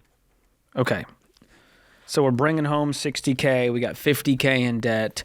And so this is a math problem to solve, which is we need more income and we need to cut down our expenses down to the bone. So the question is, what caused you to get here? What did you spend the money on from these personal loans and credit cards? So first I racked up the credit cards. Credit cards between like regular credit cards, and then I consider Afterpay and Klarna, all that, also credit cards. Why? Were you spending that because you're trying to survive and your budget is not getting you enough money? Or tell me what caused that. It was wants. Okay. Wants. Fast. If I didn't have the liquid cash, it would be the fastest way to get it and pay off little by little. But it racked up, so I took out a personal loan to clear all of that, and so took out the loan and didn't stop the spending. Yeah. So another great reason not to take the 401k loan, because we've already learned that method of kind of taking a loan to pay off debt doesn't work, right? Yeah. So George and I are going to suggest a way that's really going to cure your behavior, because it's going to cause you to have to make real changes, really feel things, therefore kind of learning your lesson the old-fashioned way, which is I get a consequence and it doesn't feel good. I don't know. I probably shouldn't say this, but back in my day, we used to get spankings when we did things wrong, and it hurt. It hurt. It was like, oh my gosh. And you cry and you make sure that from now on, you're back home before the streetlights come on. And so that's kind of what this is going to do to you, is you're going to feel like, man, I never want to do that. It's going to feel like discipline for you to do this. So George is right. Income is the main deal here. There's really two parts to this equation. It never changes, Victor. You need to cut back and you need to increase income. Simultaneously, both of those things. How much is your rent? $1,000. Okay, great. I'm glad to hear that. So for you, it is like bare bones. It's just you, no wife, no kids. In my mind, if I'm you, I am going down to nothing. All right, I'm cutting everything out. The memes used to say disappear for a while, and then you come back debt free. That's you. You're disappearing. Okay. And then in the meantime, you're working, like Michael Jackson said, day and night. Okay. Yeah. What can you do? What are some? Tell me. List off a couple of ideas that you can do for work, so I know that you get it. Well, I'm a very handy man, so I could definitely do some side gigs with when it comes to like construction. Great. I really get my hands on. If I could get a job doing something, I could do it pretty much. Other than tech, I'm not good at tech. Okay. Awesome. Can you advertise that? Can you get on Thumbtack? Can you get on a Facebook group? Mm-hmm. Yeah, I could probably do that. Yeah, do that immediately. And I would start in my circle. If you go to a buddy's house and you realize something's wrong, say, oh, I'll do that. I'll charge you $50. Go to your parents' house. The fence is broken. Say, oh, I'll fix that at $75. Start marketing your talents and just start noticing stuff and just start telling folks you'll fix it for this amount. Okay. In the meantime, Okay. and then get on one of those sites. What are the different? I'm thinking Thumbtack, Fiverr. Yeah, I've used Thumbtack like before. all those different apps where you can TaskRabbit, that's another one. where you can put your things up there. And here's the thing: you need to make a goal. I want you to go on EveryDollar tonight. If you don't have it, Christian will pick it up and we'll give it to you. And I want you to plot out with what you're making now. Do the part in there that's gonna tell you how long it's gonna take. So you'll fill out the onboarding there, and it's gonna tell you at your current pace, it's gonna take this long, and it's gonna suggest a bunch of things for you to do, Victor, Like to find sell margin. stuff, get the side hustle, pause all investing. Which please tell me you will pause all investing down to zero. So that means like no contributions to the 401k? Yeah. Zero. For Because now. what that's going to do is free up more money to go toward the debt. We need to focus on one thing right now, and that is becoming debt-free and staying debt-free. And so all of this together is going to help you. You're going to do the debt snowball, smallest to largest balances, attack the little one with everything you got, minimum payments on the rest. And here's the math on it. The napkin math says if you can put a little over $2,000 a month towards your debts, you're debt-free in less than 2 years. Okay. So that's the plan. I know that sounds like forever and you want the shortcut of just knocking it out now, but you're just trading one debt for another right now. And so we can't look to debt to be the solution anymore. You are the solution. Your future income, anything you have in savings above $1,000, anything you can sell, all of your talents and skills put to good use. That's what's going to get you there, man. We're rooting for you. Yeah, you can do this. Call us back and tell us when you're debt free.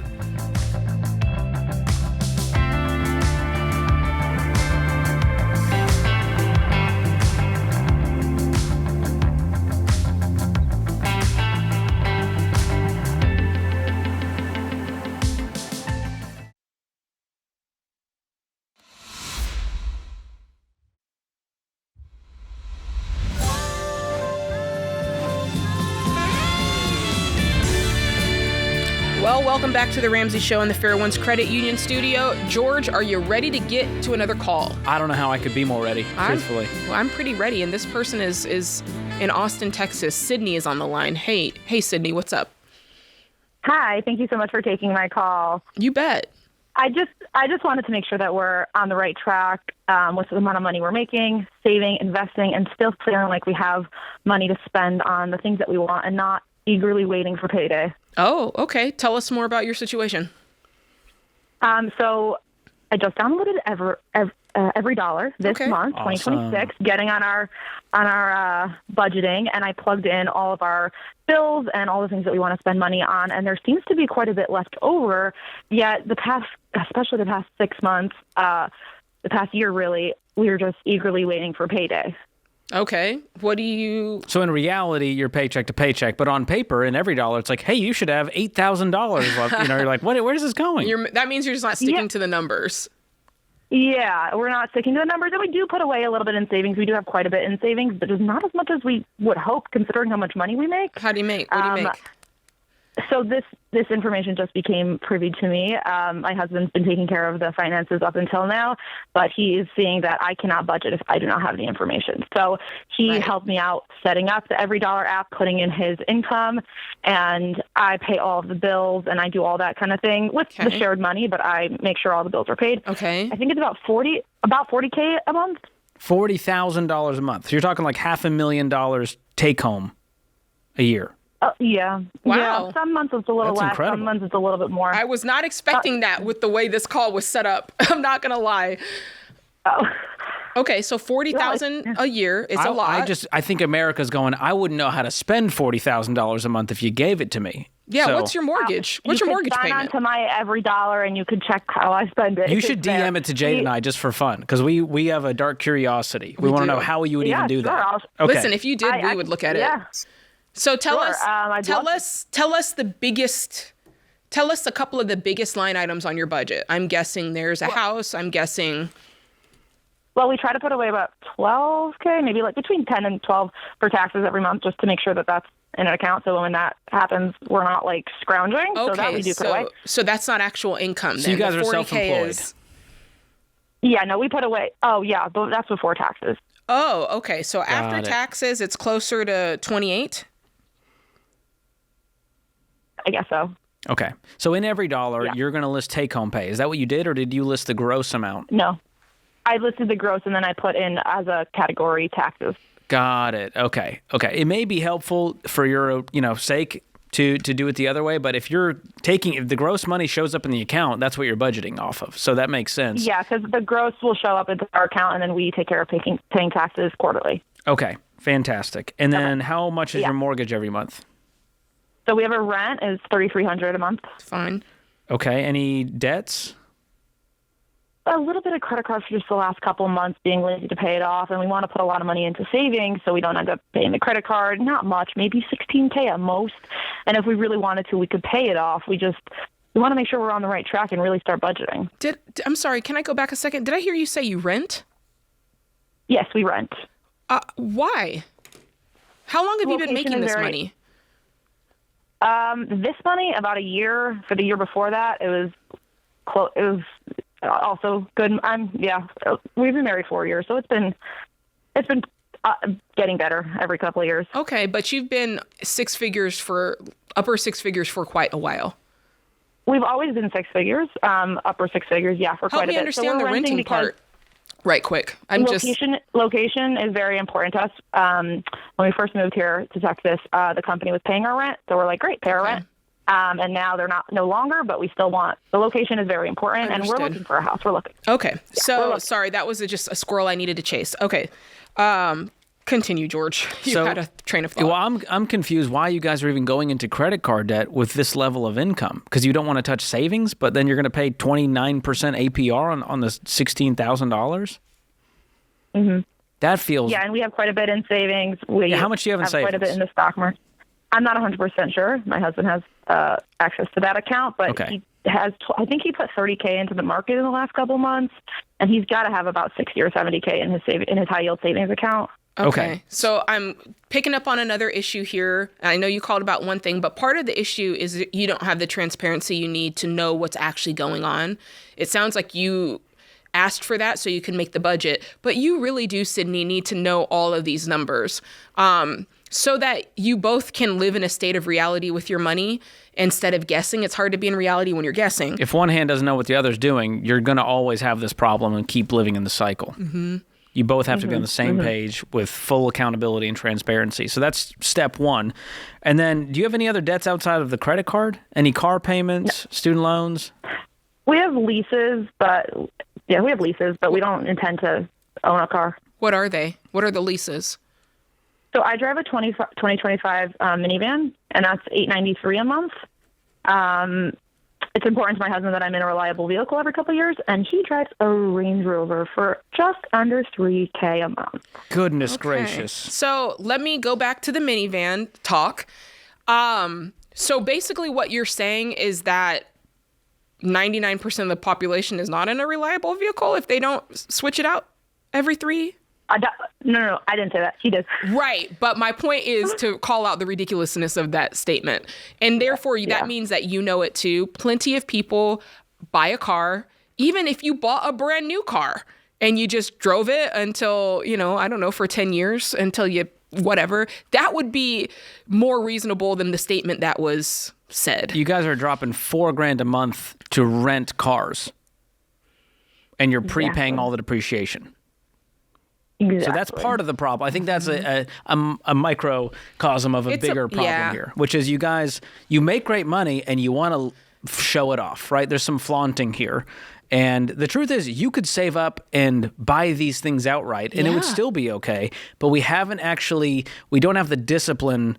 We have the savings muscle there because he can shovel money away in other places. But you guys are totally okay taking on debt and payments because you can stomach it right now. Yeah, I wonder why. Mm-hmm. I wonder why there's the aversion. Because I agree 100% with George. You guys make good money. If you want nice things, have at it. You don't have a ton of debt. But leasing is crazy. You could have literally bought both of these vehicles outright and nobody would have said a word to you. We would have been like, great, that's awesome. And it would have been yours and you wouldn't have been paying outrageous interest and all these things on this. So what else is there? There's the 2 leased cars. Anything else? Nothing. The only other significant is I have a lady that comes help me with my kids and with the cleaning. Sure. And when I put it into EveryDollar, I put in $2,000 a month, but between you and me, it's usually a little bit more because it's 5:00 and she just stays extra, and I pay her more. Okay. So call it 3. So on the budget, here's what I think you need to do, Sydney. So when you make the first budget, it's a guess, right? I think it's this, I think it's that. I don't know if you've actually gone back, and I'm not sure how long you've been on a budget, but if I were you, tonight, I would go back and download some old bank statements and really see. Here's what I actually spent. Add up what you spent on food. Add up what you spent on, DoorDash. Add up what you spent on housekeeping. Add up those actual numbers and plug them in EveryDollar. Then you're going to have what's called an accurate budget of what you spend. Then you can decide what makes sense to cut back on. And that's honestly all you need to do is cut back on frivolous spending.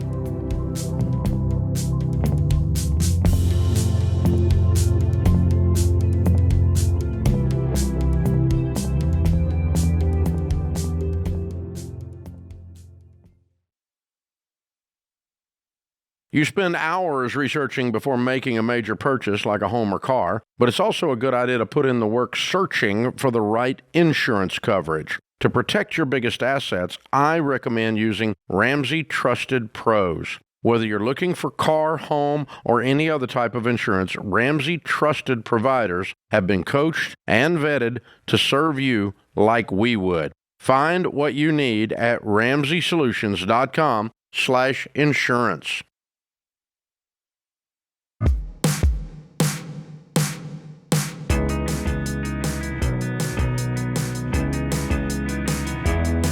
You're listening to The Ramsey Show. George, I want to come back real quick and talk about the last call that we got, because it dawned on me, they were renting their entire lifestyle. They were renting their home, renting their cars, and it's very hard to build wealth if you don't at some point lock in and make yourself a owner of the things that are in your life. We talk all the time about renting is okay for a certain period of time. Obviously, you rent and it buys you time to be able to buy. It's not throwing money down the drain or anything like that. But just be careful. Things like leases. Leases are the most expensive way to operate a vehicle. It is, like you said, George, you are renting a car. And if you're out here trying to do anything that we teach, if you have a lease, that needs to be the first thing that you look at. I mean... Well, and the other problem is it's really hard to get out of these things. Very hard. I mean, you got to get the buy. You have to have the entire amount in full to get out of a lease. Yes. You can't just put extra on it and get out. That's the awful part. And good luck trying to get someone to take over your lease. You got to find someone who's real boneheaded to do that. So it really is one of the biggest traps people fall for. And who falls for it the most? High earners. Because they want to look good. Yeah. And they end up paying ridiculous. Obviously, leases don't have interest the way we think of it. It's cost of capital. It's baked into your payment. Yeah. He's out here paying $3,000 a month. Yes. To look good driving the Range Rover. Yes. So here's the key. Instead of looking wealthy, you want to actually be wealthy. And instead of just looking like you have nice things, actually have nice things by owning it outright, building equity towards owning the home, paying cash for that car if you can actually afford it. Yeah. But instead, we want to shortcut our way and just, we can have it right now. It's kind of like a petulant toddler who's just like, I can't wait. I got to have it now or else I'm going to throw my tantrum. Yeah. I work really hard. I deserve it. Those are the two most dangerous words in the English language. I deserve. Ooh, I deserve. Yes. I have a whole chapter on that and what no one tells you about money. So the moral of the story, guys, is exactly what George said. Don't be fake rich, be real rich, especially when you have real money to be real rich. All right, let's go to Kyle in Chicago, Illinois. What up, Kyle? Hi. Thanks for having me on the show. My question today is, should I cash out my whole life policy? Short answer, yes. Let's talk about it, though. Tell us more about your situation. And we'll tell you why. I started it back December 2014. Oh, the man. total value yeah. You've been there's in this a long a minute. story behind that. Who hated you enough to sell you that policy? Was it an old college buddy? No, it was my wife's cousin. Oh, even worse. That's blood, man. That's dark stuff. No. on top of that, a year later, I saw him at Christmas, and he said, yeah, I quit that company because they were making me sell things I didn't believe in. I hate to ask, but how much money have you poured into this thing since 2014, and how much is cash value at this point? Okay, as of now, $69,000 I've paid in. Oh, boy. And what's your cash value? $59,000. Oh! Brutal. Okay, so you know you need to surrender the policy. So what's the question behind the question? So based off the chart that they sent me, I'm on year 12. Based off the chart, it looks like on year 15 would be my break-even point. Wow. So you want to keep in doing 3 more years, I could. Well, that's why I called in and asked you guys. But what's the death benefit? $500,000. Oh my gosh! Goodness gracious! You could have got that with term life for like pennies on the dollar. Yeah, it wasn't until I started listening to Dave Ramsey that I knew I screwed up. Yeah, well, it's okay. We're not here to shame you. Like tons of people fall for this stuff. Do you want to shout out the name of the company that he left? I'd rather not. Okay, just making sure. Just want to let you, vent if you want to vent. All right, so I would surrender the policy. What you're experiencing right now is sunk cost fallacy. You're like, well, I already put this much in. If I stick with it just a little bit longer, 3 more years of payments, I can break even. I would take the loss and go, hey, that sucked. It was a hard lesson to learn. The good news is you sound like a young, upstanding guy with a great income, so you're still going to be able to build wealth. So chalk it up to a hard lesson that was learned here. Okay. What do you make? Oh, go ahead. So my wife and I make $160,000 a year. Fantastic. What do you make personally? I make 80. Okay, great. So you need a policy worth 10 to 12 times your annual income. So you're already low on the death benefit, even with this super expensive, crappy policy. So I would, number one, get term life insurance in place first before you surrender the whole life policy, so that there's no lapse in life insurance.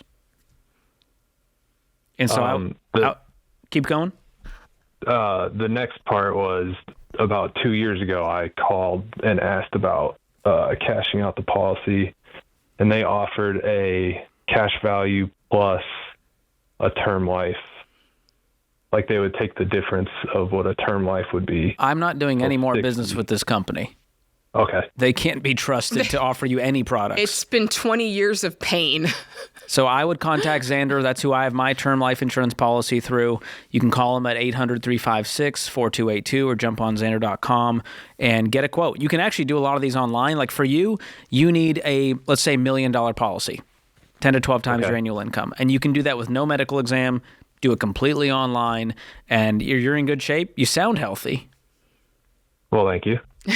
And how old are you? 36 years old. Okay. Yeah. Same age as me. So likely your policy isn't going to be that much for $1 million policy. It's going to be, you're going to be like, wow, what a discount I just got after paying this whole life premium for 11 years.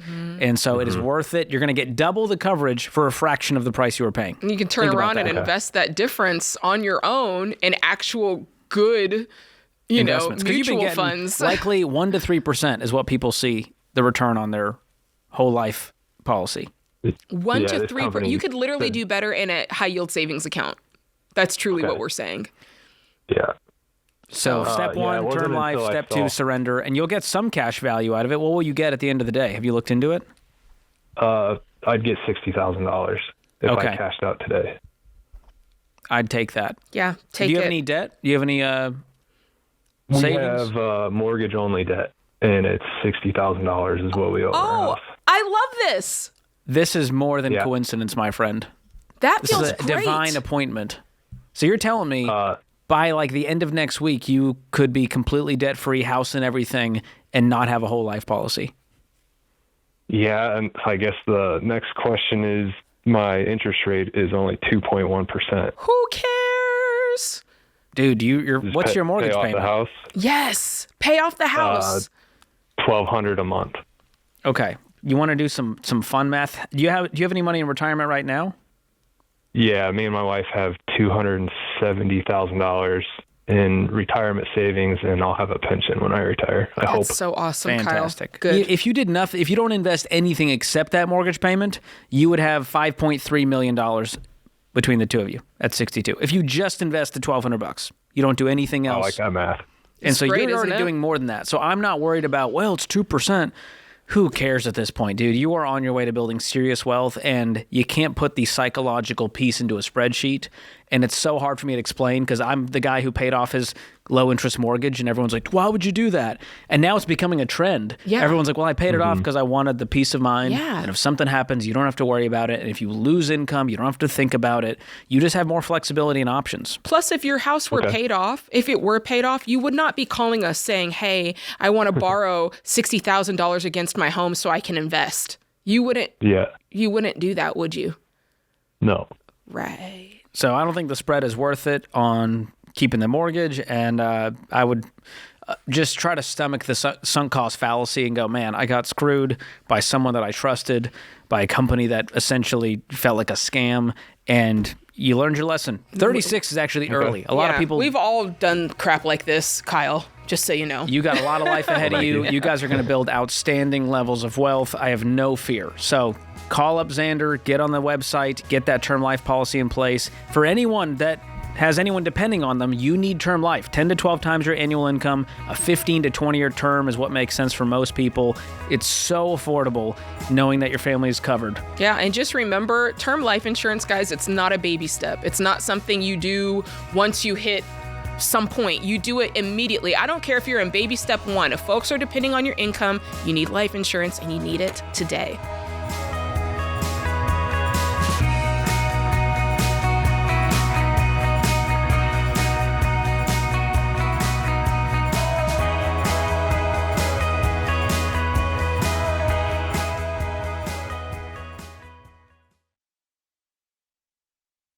How many of you are ready for a fresh start with money this year?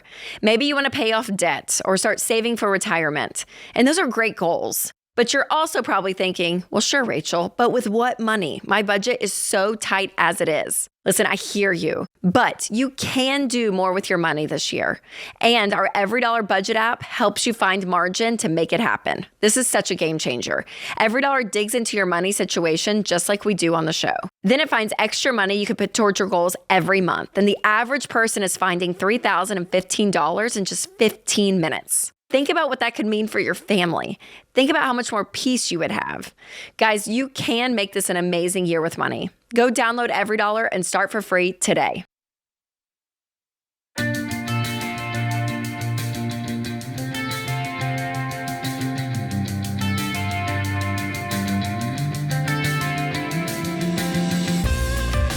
Thanks for listening to The Ramsey Show. Back to the phone lines we go. Philip in Raleigh, North Carolina. Hi, Philip. Hey, guys. How are y'all? Thank you for taking my call, and thank you to this call screener for doing the same thing. Well, you bet. Christian's the best in the biz. Look at this. Shout out to Christian. They don't get enough love. They don't. They're really doing the work on the front lines. Listen, we got to protect us. Yes, you do. You do lots of work, and we're grateful to everybody in the booth. Hearts. How can we help, Philip?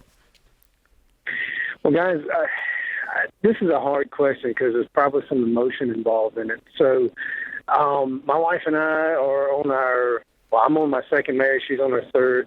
And for 10 years, we've been living really happy, and we're happy now, and that's great.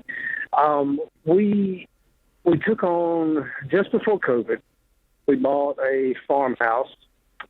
We paid $71,000 for it. We put $40,000 in it. We remodeled the whole thing. We put it on the market a year later, and the realtor said, "No, you need to list it for $315,000." Okay, so we walked away with $175,000 in profit, which was amazing. We weren't expecting it. We were expecting maybe $50,000. So the market's been great to us. We've actually flipped one other home since then, and the one we're in, we've been for 4 years. We're thinking about selling it, and the houses should sell for around $315,000.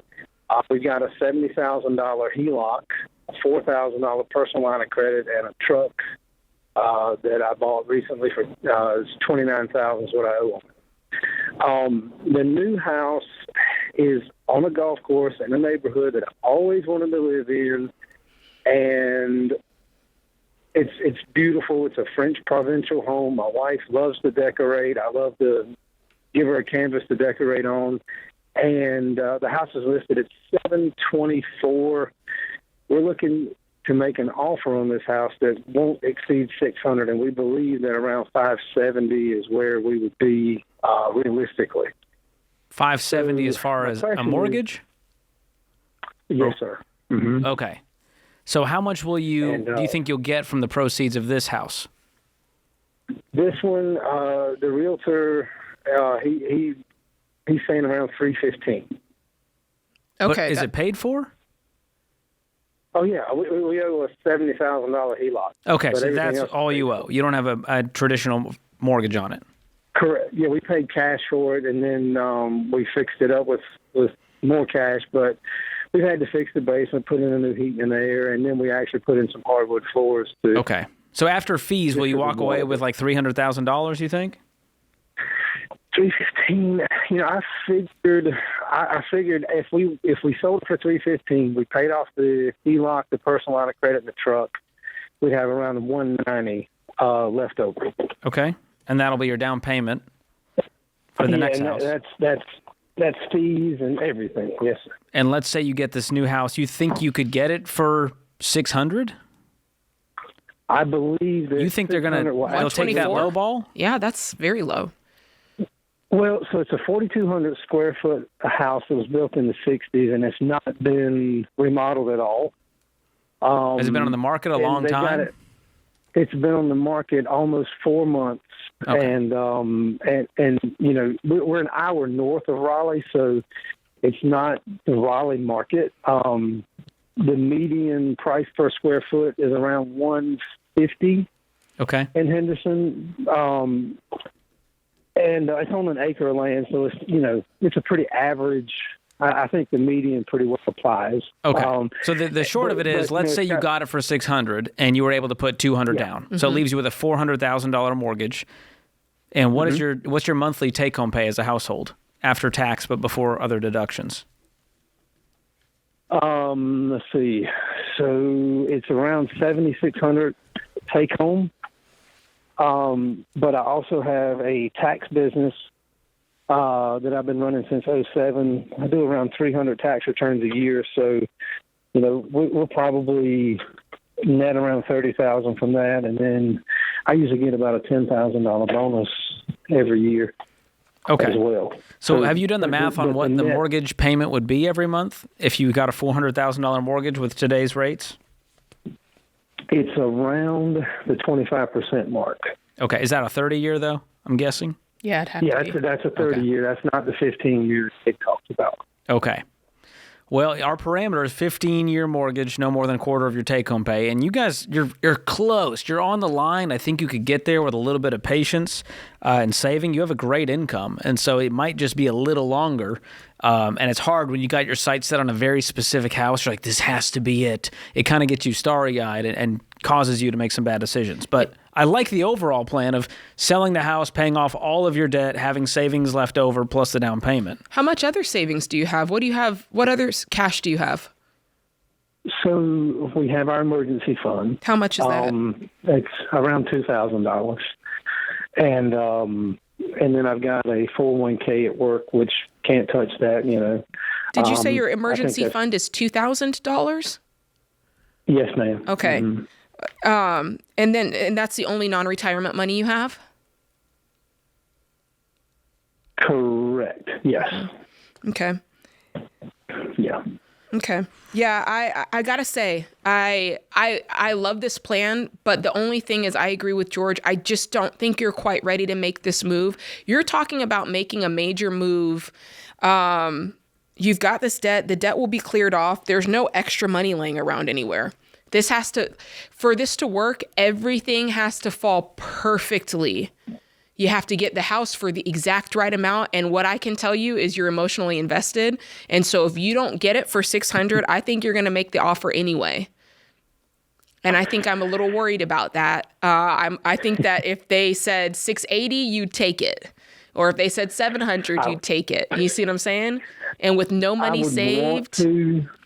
Yeah, I would want to. Well, your wife has already pre-decorated this house. That's the problem. And so that's what I'm worried about.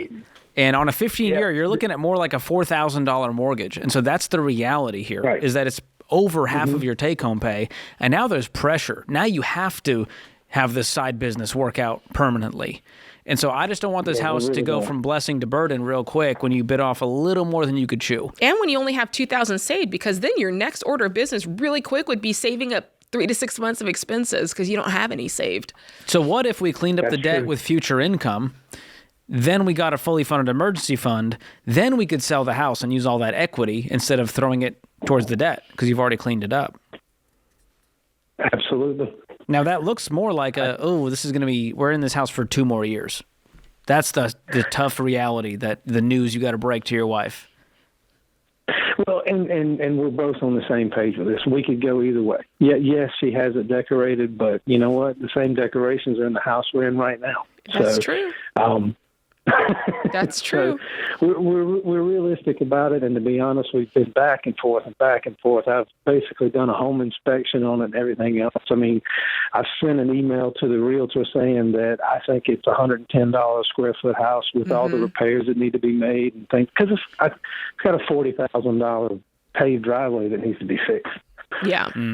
So, yeah, you're telling me what I thought you would tell me and what I kind of, I guess, in my heart felt anyway. So yeah. Well, you guys are doing some good things. We moved backwards by taking on all this debt. And so if you didn't have this debt, you could maybe stomach all of this. But right now we got a mess to clean up. We need some savings in the bank. That's how you step into home ownership from a place of strength. It reminds me of a saying. This is an Arabic saying that I heard my mom say. How's it go? El jamal bil irsh uma andi irsh, which translates to the camel costs 1 cent and I don't have 1 cent. Which means I don't care how good of a deal it is. But Jade, it's a great deal. It's a once-in-a-lifetime opportunity. And we don't have the money to make this make sense. I just love that it's a camel. It's the perfect saying for you. I know my last name is Kamel. That's just how the old Arabic saying goes. A lot of camels in the Middle East. Say it again. El jamal bil irsh uma andi irsh. Yes, I love it. That's great. Sorry, you ain't got a penny. You ain't got can't one buy penny. it. I don't care if it's borderline free. Oh, you man. can't afford it. That's a hard lesson to learn. That is a hard lesson. But those Middle Eastern folk, they know what they're get talking it. about. They're frugal.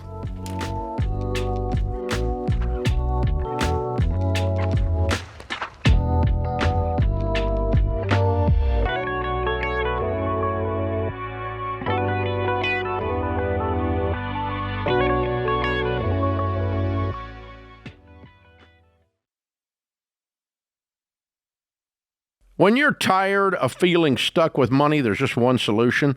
To get different results, you have to do something different. No one accidentally wins with money. You have to have a game plan, and that begins with our Get Started assessment. Go to RamseySolutions.com/start, answer some questions, and we'll show you what steps to take next. Don't stay stuck. Take control of your money starting today. Go with RamseySolutions.com/start.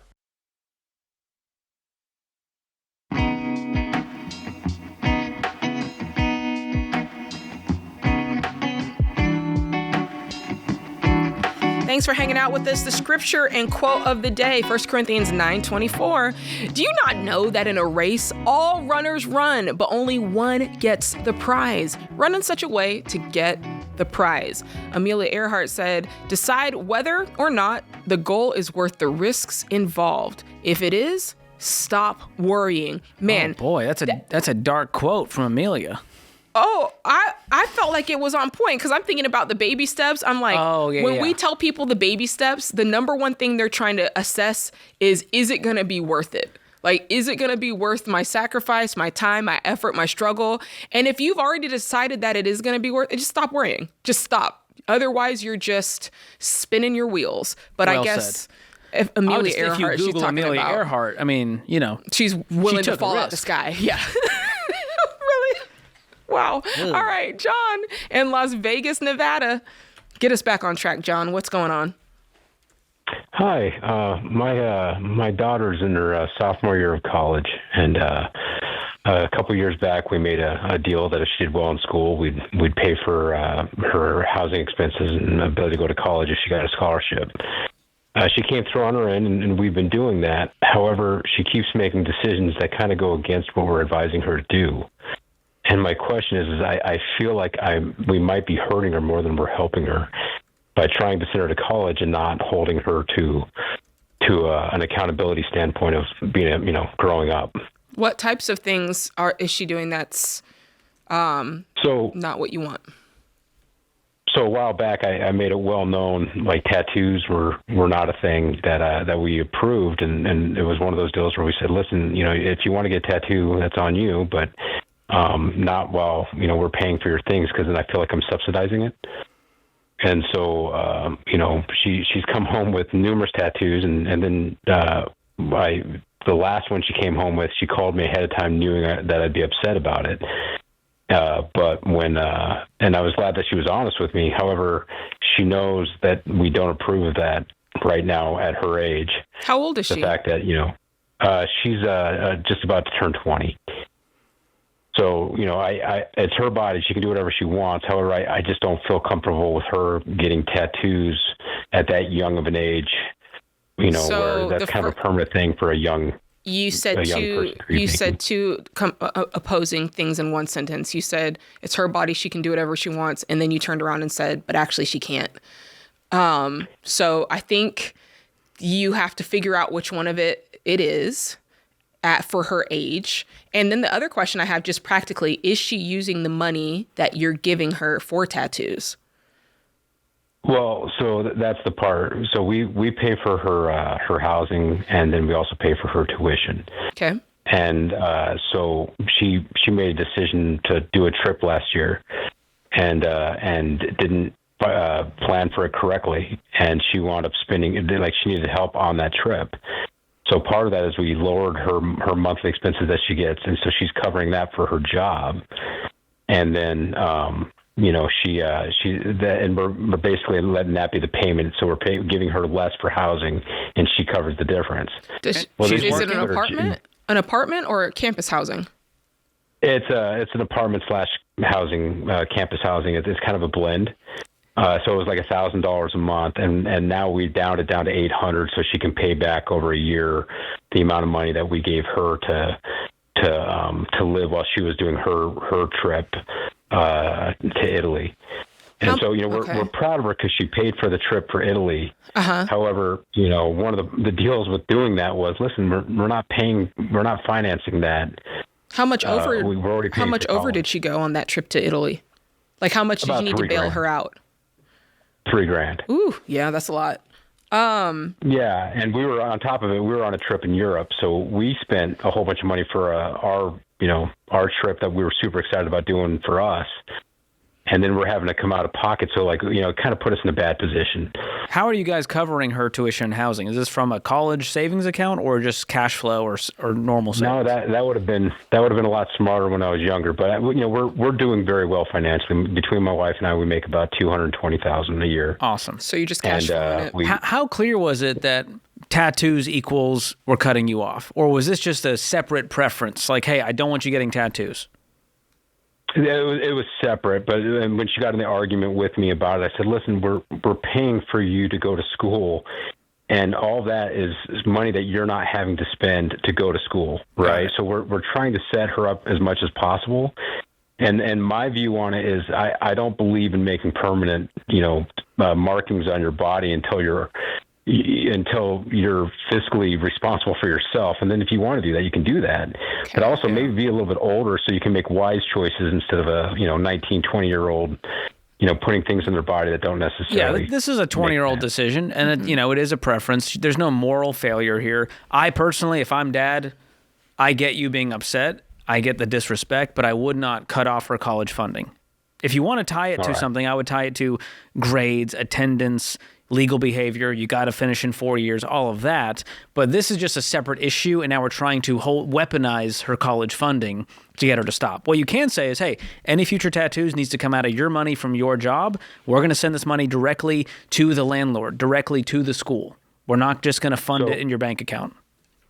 Yeah, so and we haven't been doing that. So we've been purposely having her pay everything out of her account. We fund it. And then she makes the payments to those things. However, like I said, she just quit her job without having another one lined up. And she doesn't seem to be in a hurry to get another job, and she's having her boyfriend pay for everything. And we're just going like, hey, that's not wise decision making. You don't you don't do things like that without having other things lined up, and yeah. So we're just concerned that she's not making the whole thing we're doing is trying to develop her to learn how to handle money and make good decisions. And we feel like often we're really bankrolling her bad decisions, and that's what we're worried about. I kind of hear two things at play. And I'm going to caveat this, John, by saying I almost wish Dave was on, because my kids are young. They're 5 and 7. I've not been in your shoes. So I'm literally just listening. And what I'm doing is thinking back to when I was in college. So that's where this is based from, just so you know. I'm kind of hearing two things go on. I'm kind of hearing a concern about how she's handling her money, but I'm also kind of hearing a power struggle of she's getting older, she's making choices, you don't agree with them, which you have the right to not agree with them, but there's also this part of she's just going to make choices, and some of them you're just going to have to let her make, I think. Let's deal with the money part. I might be inclined to say, you know what, you had the luxury of having this kind of off-campus hybrid. I think that we're not going to do that because you haven't been able to kind of hold up your end of the bargain. So you can do the normal campus housing, and if you get a job, we're open to you doing the hybrid thing where you have the apartment, but you'll have to pay for it. You could totally do that. Plenty of kids go to school and they live in on-campus housing and they don't get the fluff. You know what I'm saying? So you could totally do that. I would probably distance it from this whole tattoo thing so it did not seem like a retaliatory response to the tattoos, because I actually do think that that's very separate. But if you do feel like, hey, we're bankrolling her to the extent to which she's not doing a part-time job or some of the things that we talked about her doing from the beginning, I think that that's a fair thing. Now, the other side of it, let's talk about kind of like the tattoos, personal choices with the boyfriend. That is another area that, I'll be honest, I think it could be one, I don't know. This is just me speaking from being a 18-year-old girl with a dad who was trying to help me with, I feel like if you get too smothering, it could almost have the opposite effect. So yeah, absolutely. Do you know what I mean? So it's almost you probably like experienced that already. Is like the more you lean in, the more she leans away, and now she wants to rebel because she doesn't know how to even handle that, and it feels like you're controlling her. She's a grown woman now, and so they are two separate issues. And if you want to not feel like you're enabling, you can fund the direct thing you're trying to fund and no more. Mm-hmm. And now it's on her. And if boyfriend covers the bills, that's a problem he's got to deal with. Mm-hmm. And when she needs to get a job because she can't buy the things she wants to buy, she might go into debt. And you hate that because, like we said, you're not going to go into debt. But at the end of the day, putting her in crippling student loan debt and having her hate you forever, I don't think is the right next step. Best of luck, man. That's a tough one. It is a tough one. Hey, thanks for hanging out with us on The Ramsey Show. If you're wondering where you are on the baby steps, make sure to go to RamseySolutions.com to find out. And as always, there's only one way to ultimate financial peace, and that's to walk daily with the Prince of Peace, Christ Jesus.